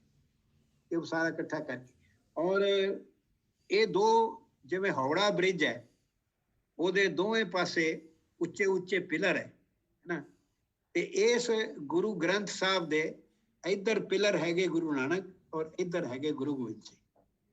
ਇਹਨਾਂ ਪਿਲਰ ਦੇ ਵਿੱਚ ਪੂਰਾ ਗਿਆਨ ਭਾਰਤ ਦਾ ਬੰਨਿਆ ਹੋਇਆ। ਜਿਹੜਾ ਇੱਕ ਵਾਰੀ ਧਿਆਨ ਨਾਲ ਪੜ੍ਹੇਗਾ, ਉਹਨੂੰ ਹੋਰ ਕੁਝ ਪੜ੍ਹਨ ਦੀ ਜ਼ਰੂਰਤ ਨਹੀਂ ਰਹਿੰਦੀ। ਔਰ ਇਹੀ ਪਰਪਸ ਵੀ, ਕਿਉਂਕਿ ਕਿੰਨੇ ਲੋਕ ਹੁਣ ਓਰੀਜਨਲ ਸੰਸਕ੍ਰਿਤ ਗ੍ਰੰਥ ਪੜ੍ਹ ਸਕਦੇ ਹੈ ਜਾਂ ਪੜ੍ਹ ਕੇ ਸਮਝ ਸਕਦੇ ਹੈ।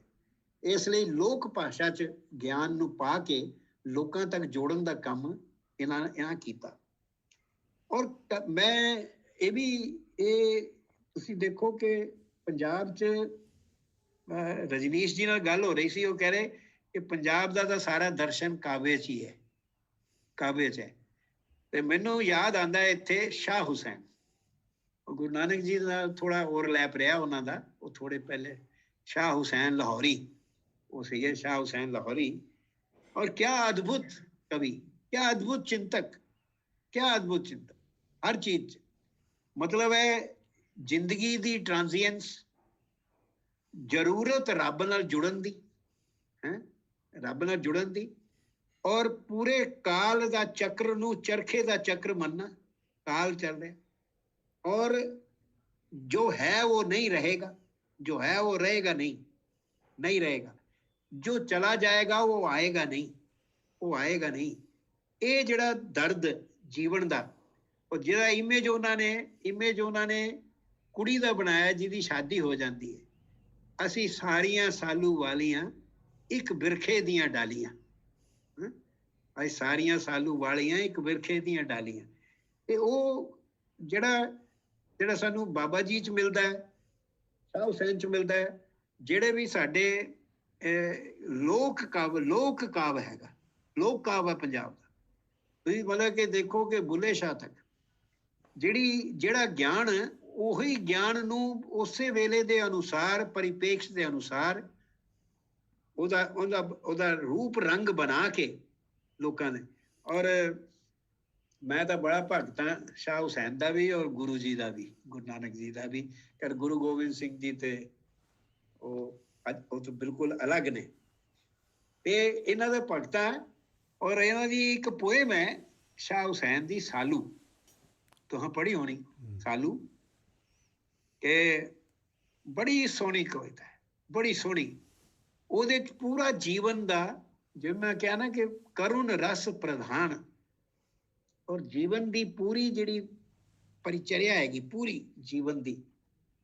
ਸਾਲੂ ਬਣਾਇਆ ਜਾਂਦਾ ਹੈ, ਭੂਆ, ਮਾਸੀ, ਚਾਚੀ, ਭਾਬੀ, ਭੈਣ ਨਿੱਟ ਕਰਦੀ ਹੈ। ਕੱਪੜਾ ਰੇਸ਼ਮ ਦਾ ਕਸ਼ਮੀਰ ਤੋਂ ਆਉਂਦਾ ਹੈ, ਧਾਗੇ ਗੁਜਰਾਤ ਤੋਂ ਆਉਂਦੇ ਨੇ, ਬੜੇ ਪਿਆਰ ਨਾਲ ਬਣਾਇਆ ਜਾਂਦਾ ਹੈ। ਉਹਨੂੰ ਪਾਇਆ ਜਾਂਦਾ ਮੋਢਿਆਂ ਤੇ। ਫਿਰ ਬੜਾ ਸੋਹਣਾ ਵਕਤ ਹੈ, ਥੋੜਾ ਸਮੇਂ ਬੀਤਦਾ ਹੈ। ਸਾਲੂ ਪਾਇਆ ਟੰਗਣੇ, ਗੁਆਂਢਣ ਆਈ ਮੰਗਣੇ, ਦਿੱਤਾ ਨਾ ਜਾਏ। ਜਦੋਂ ਸਾਲੂ, ਫਿਰ ਇੱਕ ਟਾਈਮ ਆਉਂਦਾ ਜਦੋਂ ਸਾਲੂ ਟੰਗ ਦਿੱਤਾ ਜਾਂਦਾ ਹੈ। ਉਹ ਟੰਗਿਆ, ਉਹਦੇ ਬਾਅਦ ਦਿੱਤਾ ਨਹੀਂ ਜਾਂਦਾ, ਪਰ ਉਹਦੇ ਬਾਅਦ ਉਹ ਟੁਰ ਗਿਆ। ਜਿਹਦੇ ਵਾਸਤੇ ਉਹ ਸਾਲੂ ਸੀ ਉਹ ਟੁਰ ਗਿਆ, ਉਹ ਟੁਰ ਗਿਆ। ਔਰ ਇੱਕ ਵਕਤ ਆਉਂਦਾ ਹੈ ਕਿ ਉਹ ਸਾਲੂ ਪੋਛਣਾ ਬਣ ਗਿਆ, ਪੂੰਝਣ ਵਾਲਾ ਕੱਪੜਾ ਹੈ। ਫਿਰ ਉਹ ਪੁੱਛਦਾ ਕਿ ਇਹ ਸਾਲੂ ਹੁਣ ਕਿਹਨਾਂ ਦਾ ਹੈ। ਔਰ ਕਿਆ ਸੁੰਦਰ ਲਾਈਨ ਹੈ ਸਰ, ਇੱਕ ਸ਼ਾਮ ਬਿੰਦਰਾ ਬਨ ਸੁਣੀ ਦਾ। ਦੇਖੋ ਤੁਸੀਂ ਇਸ ਦੇਸ਼ ਦੀ ਇੱਕ ਹੀ ਭਾਵ ਕੀ ਹੈਗਾ, ਇੱਕ ਹੀ ਭਾਵ ਜਿਹੜਾ ਇਹ ਉਹ 16ਵੀਂ ਸ਼ਤਾਬਦੀ 'ਚ ਬੈਠੇ, ਇਹ ਪਿਆਰ। ਕਿਉਂਕਿ ਪ੍ਰੇਮ ਭਗਤੀ ਜਿਹੜੀ ਨਾ, ਪ੍ਰੇਮ ਭਗਤੀ, ਪੂਰਾ ਰਸ ਜਿਹੜਾ ਹੈਗਾ ਸਾਡੇ ਪੰਜਾਬ ਦੇ ਗਿਆਨ ਕਾਵ ਦਾ, ਉਹ ਪ੍ਰੇਮ ਭਗਤੀ ਦਾ ਰਸ ਹੈ। ਪ੍ਰੇਮਾ ਭਗਤੀ, ਰੱਬ ਨਾਲ ਇੱਕ ਹੋ ਜਾਣਾ, ਉਹਦੇ ਨਾਲ ਹੈ ਕਿ ਮੈਂ ਨਾ ਹੀ ਸਭ ਤੂੰ, ਮੈਂ ਨਾ ਹੀ ਸਭ ਤੂੰ। ਬੁੱਢਾ ਹੋਇਓ ਸ਼ਾਹ ਹੁਸੈਨਾ, ਦੰਦੀ ਥੀਰਾਂ ਪਈਆਂ, ਉੱਠ ਸਵੇਰੇ ਢੂੰਡਣ ਲੱਗਿਓ, ਸਾਂਝ ਦੀਆਂ ਜੋ ਗਈਆਂ। ਇਹ ਤਾਂ ਜੀਵਨ ਦਾ ਜੋ ਤੱਥ ਹੈ ਕਿ ਬਈ ਲੋਕ ਚਲੇ ਜਾਂਦੇ ਹੈ, ਜਿਹਨੇ ਉਹਨਾਂ ਦੀ ਲਾਈਨ ਹੈ ਕਿ ਮੁੜ ਫਿਰ ਕਿਹਨੇ ਆਵਣਾ, ਹੈ ਨਾ, ਮੁੜ ਫਿਰ ਕਿਹਨੇ ਆਵਣਾ, ਜਿਹਨੇ ਜਾਣਾ। ਇਹ ਜਿਹੜਾ ਮੈਂ ਸਮਝਦਾ ਪੰਜਾਬ 'ਚ 1947 'ਚ ਇੱਕ ਬਹੁਤ ਵੱਡਾ ਪੰਜਾਬ ਦੇ ਇਤਿਹਾਸ 'ਚ ਪਹਿਲੀ ਵਾਰ ਐਸੀ ਘਟਨਾ ਘਟੀ ਕਿ ਪੰਜਾਬ ਦੀ ਜਿਹੜੀ ਇੱਕ ਬੁੱਧੀ ਸੀ ਨਾ, ਇੱਕ ਬੁੱਧੀ, ਸਰ ਸਿਕੰਦਰ ਹਯਾਤ ਖਾਨ ਟਿਵਾਣਾ ਤੱਕ 1941 ਤੱਕ ਉਹ ਜਿਹੜੇ ਮੁੱਖ ਮੰਤਰੀ ਸੀਗੇ, ਉਹਨਾਂ ਤੱਕ ਉਹ ਇੱਕ ਬੁੱਧੀ ਕੇ ਪੰਜਾਬ ਇੱਕ ਹੈ ਨਾ। ਵੈਸੇ ਵੀ ਪੰਜਾਬ ਹੌਲੀ ਹੌਲੀ ਸੀਮਿਤ ਹੁੰਦਾ ਗਿਆ। ਸਪਤ ਸਿੰਧੂ ਸੀ। ਜਿਸ ਵੇਲੇ ਸਰਹਿੰਦ ਦੀ ਗੱਦੀ ਬਣੀ ਤੇ ਜਿਹੜਾ ਹਰਿਆਣੇ ਵਾਲਾ ਇਲਾਕਾ ਉਹ ਥੋੜਾ ਅਲੱਗ ਗਿਣਾ ਜਾਣੇ ਲੱਗਾ, ਸਰਸਵਤੀ ਹਟ ਗਈ। ਪੰਜਾਬ ਪੰਜ ਨਦ, ਔਰ ਪੰਜ ਨਦ ਦਾ ਜ਼ਿਕਰ ਸ਼ਾਹ ਹੁਸੈਨ ਵੀ ਕਰਦਾ, ਪੰਜ ਨਦ। ਫਿਰ 47 'ਚ ਪਟਿਆ ਤੇ ਹੁਣ ਸਾਡੇ ਕੋਲ 2.5 ਦਰਿਆ ਰਹਿ ਗਏ। ਇਸੇ ਤਰ੍ਹਾਂ ਜਿਹੜੀ ਕੌਮ ਸੀ ਪੰਜਾਬ ਦੀ, ਉਹ ਵੀ ਵੰਡ ਕੇ ਟੁਕੜੇ ਹੋ ਕੇ ਹੁਣ ਅਸੀਂ ਥੋੜੇ ਰਹਿ ਗਏ। ਜਿਹੜਾ ਉਧਰ ਨਿਕਲ ਗਿਆ, ਪਾਕਿਸਤਾਨ ਲੱਗਾ ਚਲਾ ਗਿਆ, ਹਿਮਾਚਲ ਬਣ ਗਿਆ, ਹੈ ਨਾ, ਹਰਿਆਣਾ ਬਣ ਗਿਆ, ਤੇ ਅਸੀਂ ਹੁਣ ਇੰਨੇ ਕੁ ਰਹਿ ਗਏ। ਹਿਮਾਲय ਸੀਗੇ, ਟਿੱਬਾ ਰਹਿ ਗਏ, ਮਾਨ ਸਰੋਵਰ ਸੀਗੇ, ਛੱਪੜ ਬਣ ਗਏ। ਔਰ ਜਿਹੜੀ ਘਬਰਾਹਟ ਦੀ ਗੱਲ ਹੈ ਕਿ ਲੋਕ ਇਸ ਚੀਜ਼ ਨੂੰ ਚੰਗਾ ਸਮਝਦੇ ਕਿ ਜੀ ਸਾਡੀ ਅਸਮਿਤਾ ਦਾ ਕੁਐਸਚਨ ਲੈ ਆਉਂਦੇ ਕਿ ਵੀ ਅਸੀਂ ਇਹ ਹਾਂ, ਬਜਾਏ ਕਿ ਅਸੀਂ ਉਹ ਹਾਂ, ਅਸੀਂ ਇੰਨੇ ਵਿਸ਼ਾਲ ਹਾਂ ਹੈ। ਹੂੰ ਅਸੀਂ ਬਲਕਿ ਇਹ ਕਰ ਰਹੇ ਕਿ ਅਸੀਂ ਇੰਨੇ ਹੀ ਹੈ, ਬਸ ਇੰਨੇ ਹੀ ਹੈਗੇ ਆ। ਅਸੀਂ ਇਨਹੈਰੀਟਰ ਹੀ ਨਹੀਂ, ਅਸੀਂ ਪ੍ਰੋਡਿਊਸਰ ਆ ਨੌਲੇਜ ਦੇ, ਗਿਆਨ ਦੇ, ਭਾਰਤ ਦੇ ਗਿਆਨ ਦੇ ਅਸੀਂ ਪ੍ਰੋਡਿਊਸਰ ਆ। ਅਸੀਂ ਉਸ ਗਿਆਨ ਨੂੰ ਹੀ ਡਿਸੋਨ ਕਰਤਾ।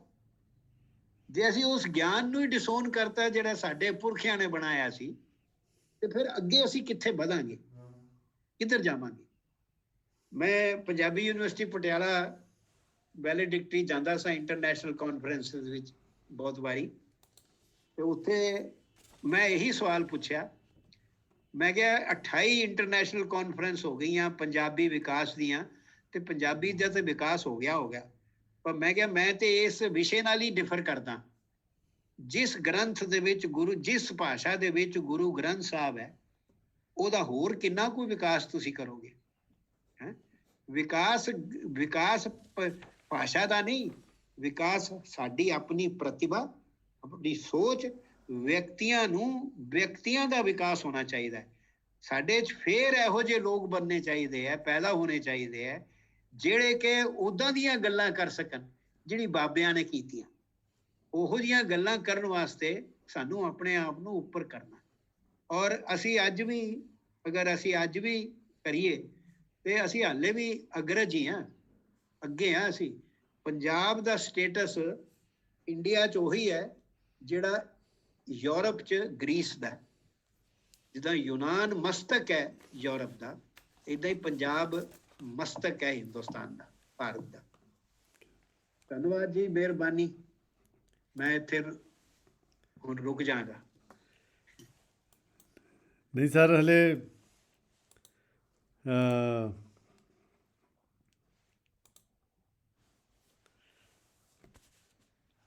ਹਾਂਜੀ ਪ੍ਰੈਸ ਸਾਹਿਬ, ਹਾਂਜੀ ਹਲੇ ਹੋਰ ਜੀ, ਹਲੇ ਸਮਾਂ ਸਾਡੇ ਕੋਲ ਬਹੁਤ ਹੈ।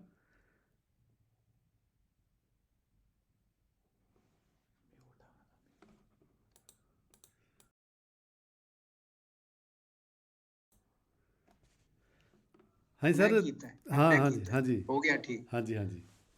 ਅੱਛਾ, ਮੈਂ ਅਸਲ 'ਚ ਇੱਕ ਗੱਲ ਜਿਹੜੀ ਚੀਜ਼ ਮੈਨੂੰ ਧਿਆਨ 'ਚ ਆ ਰਹੀ ਸੀ, ਹਾਂਜੀ ਕਿ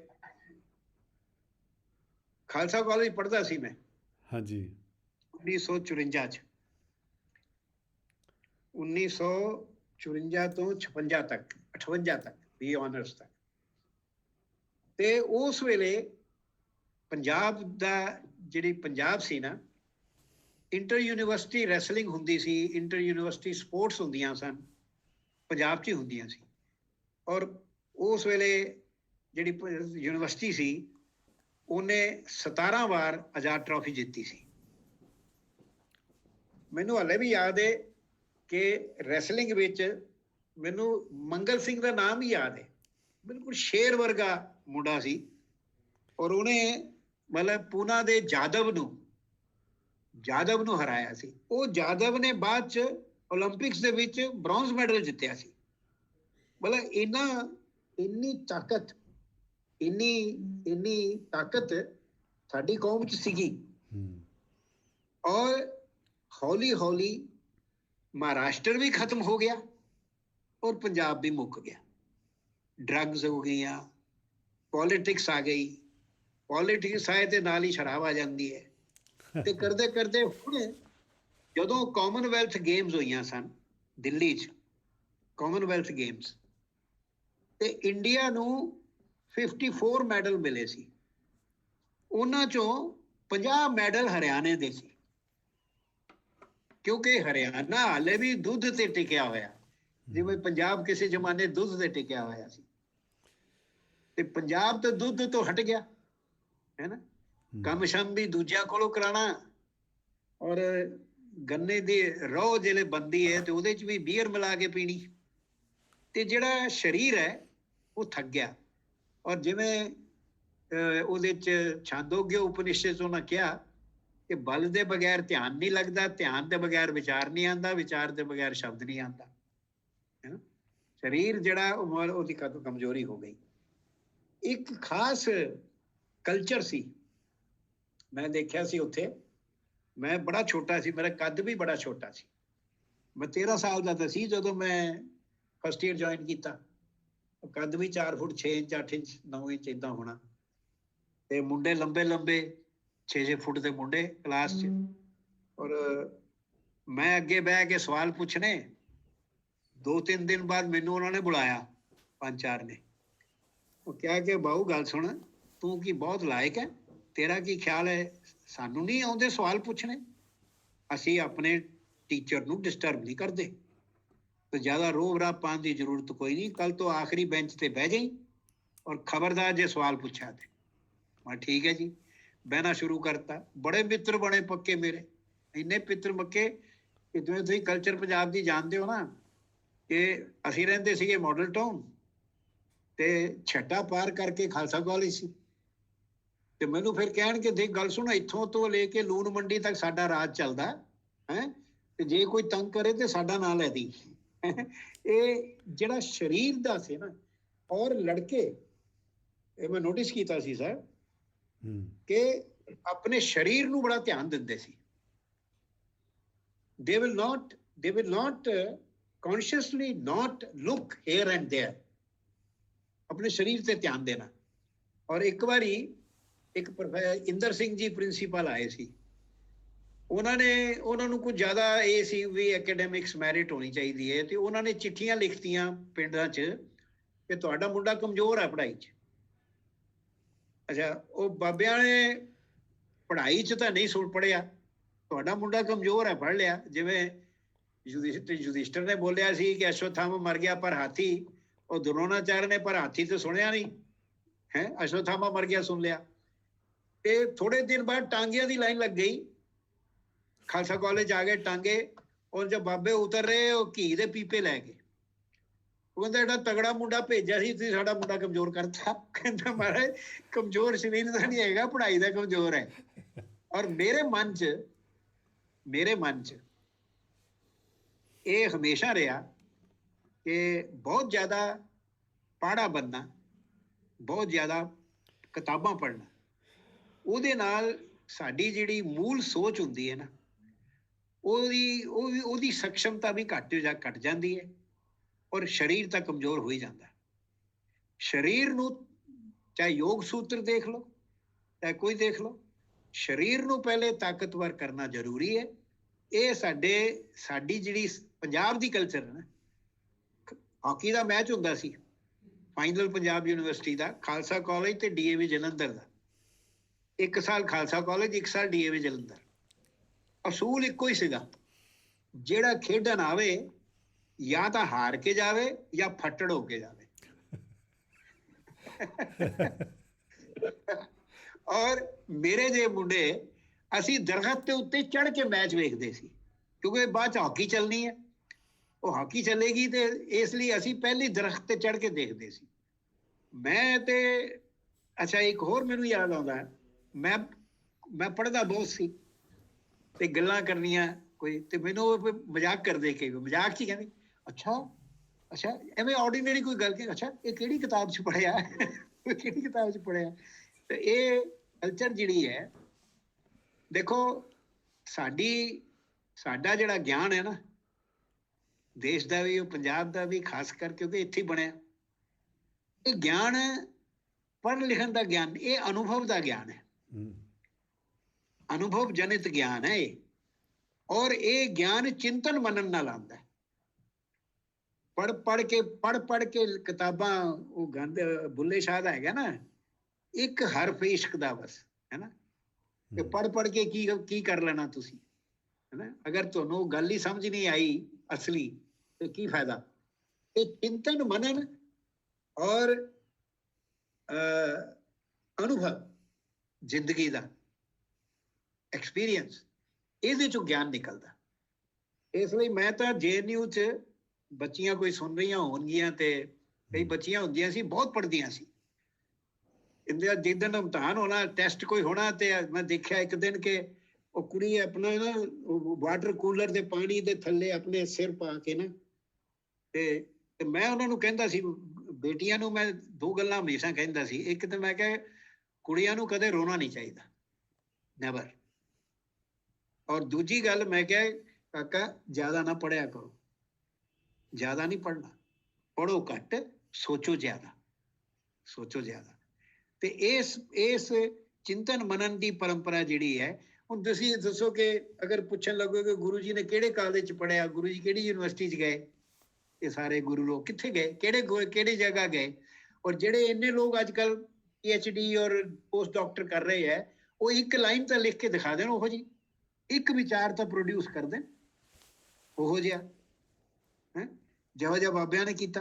ਇੱਕ ਵਿਚਾਰ ਨਹੀਂ ਪ੍ਰੋਡਿਊਸ ਕਰ ਸਕਦੇ, ਕਿਉਂਕਿ ਆਦਤ ਹੈਗੀ ਹੈ ਬਾਹਰੋਂ ਜੋ ਮਿਲੇਗਾ, ਬਾਹਰੋਂ ਇੰਦਰੀਆਂ ਦਾ, ਉਹਨੂੰ ਅਸੀਂ ਜਿਵੇਂ ਦੁਬਾਰਾ ਮੂੰਹ 'ਚ ਕੁਲੀ ਕਰਕੇ ਫੇਰ ਬਾਤ ਕਰ ਦੇਣਾ ਬਾਹਰ। ਇਹ ਜਿਹੜਾ ਇਹ ਬੜੀ ਗਲਤ ਹੋਰ ਸਰ। ਹੁਣ ਬਸ ਹਾਲੇ ਬਸ ਇੱਕ ਵਾਰੀ ਬੁਲਾਉਣਾ ਸ਼ਾਹ ਹੁਸੈਨ ਤੇ ਬੋਲਾਂਗਾ ਪੂਰਾ। ਠੀਕ ਹੈ ਸਰ, ਠੀਕ ਹੈ ਜੀ। ਇੱਕ ਵਾਰੀ ਮੈਂ ਅਗਰ ਦੇਖੋ ਜੀ, ਬਾਬਾ ਜੀ ਦਾ ਮੂਲ ਮੰਤਰ ਮੈਂ ਤੁਹਾਨੂੰ ਦੱਸਿਆ ਕਿ ਉਹਦੇ ਤੇ ਧਿਆਨ ਦੇਣਾ ਬੜਾ ਜ਼ਰੂਰੀ ਹੈ, ਬਹੁਤ ਘੱਟ ਲੋਕ ਦਿੰਦੇ ਹੈ। ਉਹ ਬੜਾ ਕਠਿਨ ਮੰਤਰ ਹੈ, ਜਿਵੇਂ ਮੈਂ 2-4 ਪਹਿਲੇ ਹੀ 2 ਲੈਣਾ। ਲੈਟਸ ਸੇ ਹਾਂਜੀ, ਇੱਕ ਓਂਕਾਰ, ਇੱਕ ਓਂਕਾਰ, ਇੱਕ ਓਂਕਾਰ, ਓਮ ਓ ਆ ਊ ਮ ਇੱਕ, ਔਰ ਇਹੀ ਤਾਂ ਤੂੰ ਅੱਥਰ ਥੀਵੇਂ, ਸ਼ਾਹ ਹੁਸੈਨ ਜੋ ਹੈ, ਅੱਥਰ ਇਜ਼ ਅਕਸ਼ਰ, ਇਹ ਅਕਸ਼ਰ ਬ੍ਰਹਮ ਹੈ, ਇੱਕ ਓਂਕਾਰ ਹੈ, ਇੱਕ ਓਂਕਾਰ। ਔਰ ਵਾਜ ਸਮੇਂ ਪ੍ਰਾਤਿਸ਼ਾਖਿਆ ਜਿਹੜੀ ਹੈ ਈਸਾ ਤੋਂ 400 ਸਾਲ ਪਹਿਲੇ ਦੀ, ਕਾਤਿਆयन, ਉਹ ਲਿਖਦਾ ਕਿ एक ओंकार स्वाध्याया, मतलब पढ़ने से पहले एक ओंकार का स्मरण करो। एक ओंकार, अक्षर ब्रह्म का अक्षर है ना, ताई तो ध्यान लगाएंगे उसमें। पर एक ओंकार ਅਸੀਂ ਆਪਣੀ ਜਿਹੜੀ ਸੰਕਲਪਨਾ ਸਾਡੀ ਗੁਰੂ ਗ੍ਰੰਥ ਸਾਹਿਬ ਵਾਲੀ, ਉਹਦੇ ਤੇ ਫੋਕਸ ਕਰੀਏ। ਇੱਕ ਓਂਕਾਰ ਸਤਨਾਮ। ਹੁਣ ਸਤਨਾਮ, ਇਹ ਜਿਹੜਾ ਇੱਕ ਓਂਕਾਰ ਹੈ, ਇਹ ਜਿਹੜਾ ਨਾਂ ਹੈ, ਇਹ ਸਤ ਹੈ ਕਿ ਇਹ ਨਾਂ ਸਤ ਦਾ ਨਾਂ ਹੈ? ਸਤ ਦਾ ਮਤਲਬ ਹੁੰਦਾ ਹੈ ਬੀਂਗ। ਇਹ ਸੋਚਣ ਵਾਲੀ ਚੀਜ਼ ਹੈ। एक ओंकार सतनाम, सत का नाम है कि ये जो नाम है एक ओंकार, ये ही सत्य है बस, और कुछ नहीं। ये माइंड, ये भी ये एम्बिगुइटी है, और ये अपना एक जिधर चलोगे उधर दूसरे रास्ते से चले जाओगे। कर्ता पुरख। अब ये जो एक ओंकार है, एक कर्ता है और पुरख भी है, कि कर्ता पुरख है जी। गल है ना सोचने वाली। बिल्कुल कि भाई ਜਿਹਦੇ ਉਹ ਦੋਨੋਂ ਪੋਸੀਬਲ। ਇਸ ਲਈ ਉਹਨਾਂ ਦੇ ਮਨ 'ਚ ਕੀ ਸੀ, ਇਹਦੇ ਵਾਸਤੇ ਪੂਰਾ, ਜਿਵੇਂ ਮੈਂ ਕਿਹਾ, ਇਹਨੂੰ ਪੂਰਾ ਸਮਝ ਲਿਆ। ਕਰਤਾ तो ठीक है, कर्ता पुरख, वो करता है। अब कर्ता किस सेंस में? देखिए, जो दूसरी ज्ञान परंपरा है मध्य एशिया की, उस ज्ञान परंपरा में जो क्रिएटर है ना जी, कर्ता, वो अपनी क्रिएशन के बाहर है। जो पता नहीं मेरी गल हाँ जी समझ वाला आ रही कि नहीं? हाँ बिल्कुल सर, बिल्कुल। हाँ जी, ठीक है। दो ज्ञान परंपरा हैगियां दुनिया 'ਚ, दो ही है बस। हाँ जी, एक है कि मध्य एशिया ਦੀ, ਉਹਦੇ 'ਚ 3 ਧਰਮ ਜਾਗਰਤ ਹੋਏ, ਜੂਡਾਇਜ਼ਮ, ਕ੍ਰਿਸਚੀਅਨਿਟੀ ਤੇ ਇਸਲਾਮ। ਔਰ ਦੂਜੀ ਗਿਆਨ ਪਰੰਪਰਾ ਦਾ ਸਰੋਤ ਹੈ ਵੈਦਿਕ। ਇਹਦੇ 'ਚ 4 ਨਿਕਲੇ, ਸਨਾਤਨ, ਜੈਨ, ਬੌਧ ਤੇ ਸਿੱਖ। ਉਹ ਇਹਨਾਂ ਦੋਵੇਂ ਬੜਾ ਮੂਲ ਅੰਤਰ ਹੈਗਾ।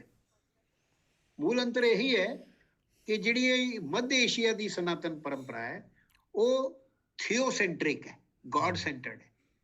ऑब्जेक्ट ऑफ नॉलेज गॉड है, उसकी प्रकृति और उसका मानव से संबंध, और मनुष्य ਦਾ ਕੀ ਫਰਜ਼ ਹੈ ਉਹਦੇ ਵੱਲ, ਕੀ ਫਰਜ਼ ਹੈ ਉਹਦੇ ਵੱਲ। पूरा मिडीवल हिस्ट्री नहीं रही, वो इन दोनों, इस्लाम और क्रिश्चियनिटी दोनों में इन्हीं विषयों के ऊपर चिंतन की रही। भगवान दा स्वरूप, ओदी प्रकृति, ओदा सृष्टि नाल ते मनुष्य नाल, जीव नाल संबंध, और मनुष्य दा ओदे वाल फर्ज की फर्ज है, और फर्ज पूरा ना करन ते की होएगा, और अगर गलती हो गई फिर उन्होंने सुधारना किदा, किदा वो गलती सुधारी जाएगी। ये पूरा चिंतन बड़ी पावरफुल। मैं ज्यादा फेमिलियर क्रिश्चियन ट्रेडिशन नाल तो हैगा ही हाँ कि सेंट ऑगस्टिन, थॉमस कैंपस वगैरह ग्रेट थिंकर, पर उन्होंने सारा चिंतन है गॉड सेंट्रिक नॉलेज सिस्टम है। पर हमारा नॉलेज सिस्टम जो है वैदिक, गॉड सेंट्रिक नहीं, ह्यूमन लाइफ सेंट्रिक है। ह्यूमन लाइफ सेंट्रिक चिंतन है नहीं कि भगवान क्या क्या स्वरूप है, ये भगवान तो यहाँ एक बहुत मित्र भाव के साथ रहता है हमारे साथ। हाँ? मित्र प्यारे नु, देखो ना, मित्र प्यारे नु। अब मित्र प्यारा, और ब्रज च लोग की कहते हैं, कृष्ण हमारा, हम कृष्ण के, हम तो उसका घोड़ा बना ले, भगवान का घोड़ा बना ले। तो हमारा जो पूरा चिंतन है वो ह्यूमन लाइफ सेंटर्ड है कि ह्यूमन लाइफ की प्रकृति क्या है, ह्यूमन लाइफ का सुख का दुख का निवारण कैसे हो, ह्यूमन लाइफ में सुख कैसे मिलेगा, किस प्रकार मिलेगा, ये चिंतन का विषय है साडा रहा। और इस करके साडी परंपरा बिल्कुल अलग है। इसलिए जिन्हें सो कॉल्ड असी अवतार पुरुष भगवान भी कहने हैं, जैसे राम है, कृष्ण है, उन्होंने जिंदगी देखो, उन्होंने जिंदगी तो आम आदमी तो भी माड़ी है। कृष्ण जी जानवर की तरह मारे गए, he was shot like a animal. और रामचंद्र जी को जल समाधि लेनी पड़ी सरयू नदी में। वाइफ का त्याग किया, भाई का, वो भाई जो 5 सीता के बराबर था उसका भी त्याग किया। तो हमारे यहाँ ये तो एक बड़ा भेद है। हम बेसिकली हम मोनोथिस्टिक नहीं है, वी आर नॉट। क्योंकि एक का जो भाव है वो बाद में टोटलिटेरियन हो जाता है। एक ही सच है, एक ही तरीका ठीक है, एक ही ढंग है काम करने का, एक ही भगवान है। वो जो एक है, अब आपके पास प्लूरैलिटी हो सकती है, बहुत हैं, पर उस बहुत में एक ही भाव हो सकता है। कुछ चीजें एक ही भाव हो सकती हैं पर एक नहीं, एक नहीं। तो जो कॉमनैलिटी है, जिवें वो कहेंगे इको नूर तो सब जग उपजे, कौन भले कौन मंदे, ये प्लूरैलिटी को एक्सेप्ट करते हुए ਉਹਦੇ ਚ ਇੱਕ यूनिफाइंग एलिमेंट वननेस ਜਿਹੜੀ ਬਾਬਾ ਗੁਰੂ ਨਾਨਕ ਜੀ ਦੀ ਬਾਣੀ ਦੇ ਵਿੱਚ ਵੀ ਇੱਕ ਮੂਲ ਵਿਚਾਰਧਾਰਾ ਇਹ ਹੈਗੀ ਹੈ ਕਿ ਇਹਨਾਂ ਵੀ ਭੇਦ ਦਿਖੇ, ਭਾਵੇਂ ਸਿੱਧ ਹੋਣ, ਭਾਵੇਂ ਮੁਸਲਮਾਨ ਹੋਣ, ਭਾਵੇਂ ਪੰਡਤ ਹੋਵੇ, ਭਾਵੇਂ ਕੋਈ ਹੋ, ਹੈ ਇਹਨਾਂ ਚ ਇੱਕ ਜਿਹੜੀ ਮਨੁੱਖ ਦੀ ਜਿਹੜੀ ਪ੍ਰਕਿਰਤੀ ਹੈ, ਜੋ ਮਨੁੱਖ ਜੀਵਨ ਦਾ ਜੋ ਰੋਗ ਨਿਰੋਗ ਹੈ ਨਾ, वो वही रहता है, वही रहता है। और उसका इलाज वही है, इलाज होता वही है, हैं कि भाई मैं साईं दा नमाना, मैं तो आदमी है माड़ा जिहा, मैं फकीर पीर, बड़े शासन तो कहते पीर नहीं फकीर। और गुरु नानक कहते वारे मौज फकीरां दी, ना हीरा दी ना पीरां दी, वारे मौज फकीरां दी। तो ये चिंतन बड़ा अलग है, प्लूरैलिटी वाला चिंतन है हमारा, प्लूरैलिटी वाला चिंतन है। ਤੁਸੀਂ ਦੇਖੋ ਕਿ ਰੱਬ ਨੂੰ ਕਿੰਨੇ ਨਾਵਾਂ ਨਾਲ ਪੁਕਾਰਾ ਗਿਆ ਹੈ। ਗੁਰੂ ਗ੍ਰੰਥ ਸਾਹਿਬ ਜੀ, ਰੱਬ ਨੂੰ ਕਿੰਨੇ ਨਾਵਾਂ ਨਾਲ ਬੁਲਾਇਆ ਗਿਆ, ਕਿੰਨੇ ਹੀ ਨਾਂ ਨੇ। ਅੱਜ ਜਿਹੜੇ ਅਸੀਂ ਅੰਗਰੇਜ਼ੀ ਚ ਟ੍ਰਾਂਸਲੇਟ ਕਰਦੇ ਹਾਂ ਤੇ ਅਸੀਂ ਉਹ ਸਾਰਾ ਭੇਦ ਮਿਟਾ ਕੇ ਉਹਨੂੰ ਲॉर्ड ਕਹਿ ਦਿੰਦੇ ਆ, ਐਲ ਕੈਪੀਟਲ ਦਾ। ਪਰ ਜਿਹੜੇ ਨਾਂ ਨੇ, ਮਲਟੀਪਲਿਸਿਟੀ ਹੈ ਉਹਨਾਂ ਦੀ, ਸਭ ਦੀ ਆਪਣੀ ਉਹ ਰੂਪ ਰੰਗ ਆਪਣਾ ਆਪਣਾ ਹੈ, ਉਹਦਾ ਆਪਣਾ ਆਪਣਾ। ਤੇ ਜਿਹੜਾ ਬ੍ਰਹਮਣ ਹੈ वो तो निराकार है और निर्गुण है। और गुरु नानक जी ने मूल मंत्र च निराकार निर्गुण का ही वर्णन किया। पर दखनी ओंकार जड़ा लिखा गुरु जी ने, दखनी ओंकार, ਉਹਦੇ ਚ ਉਹਨਾਂ ਨੇ सगुण साकार ब्रह्मण का चित्रण। ਸਗੁਣ ਸਾਕਾਰ। ਇਹ ਜਿਹੜਾ ਪੜਨ ਵਾਲੀਆਂ ਬਹੁਤ ਬੜੀਆਂ ਗਹਿਰੀਆਂ ਚੀਜ਼ਾਂ ਨੇ। ਪਹਿਲੇ ਤੇ ਉਹ ਕੱਲੇ ਭਗਤੀ ਪੋਇਟ ਹੈ ਜਿਨ੍ਹਾਂ ਦੇ ਵਿਜ਼ਨ ਚ ਪੂਰਾ ਹਿੰਦੁਸਤਾਨ ਸੀ। ਖੁਰਾਸਾਨ ਖਸਮਾਨਾ ਕੀਤਾ, हिंदुस्तान डराया। हाँ? और मूल मंत्र लिखा, जपजी साहब लिखा निर्गुण निराकार पे, पर दक्षिण में तो सारा सगुण साकार है। फिर उन्होंने दक्षिणी ओंकार लिखा। आपको कोई भारत की इतनी लंबी भक्ति कवि परंपरा है, आपको कोई ऐसा कवि नहीं मिलेगा, दार्शनिक नहीं मिलेगा जो इस तरह के दोनों भेदों को रख के, हाँ?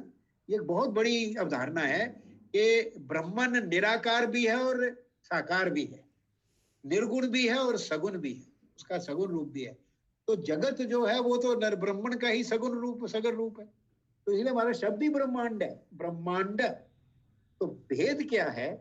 ये जो एब्राहमिक गॉड है, ये देखिए स्पिनोजा एक राइटर है 18वीं शताब्दी का, वो कहता है Hebraic God is an angry god. अब anger is a human property, anger is not divine. Divine can't have property.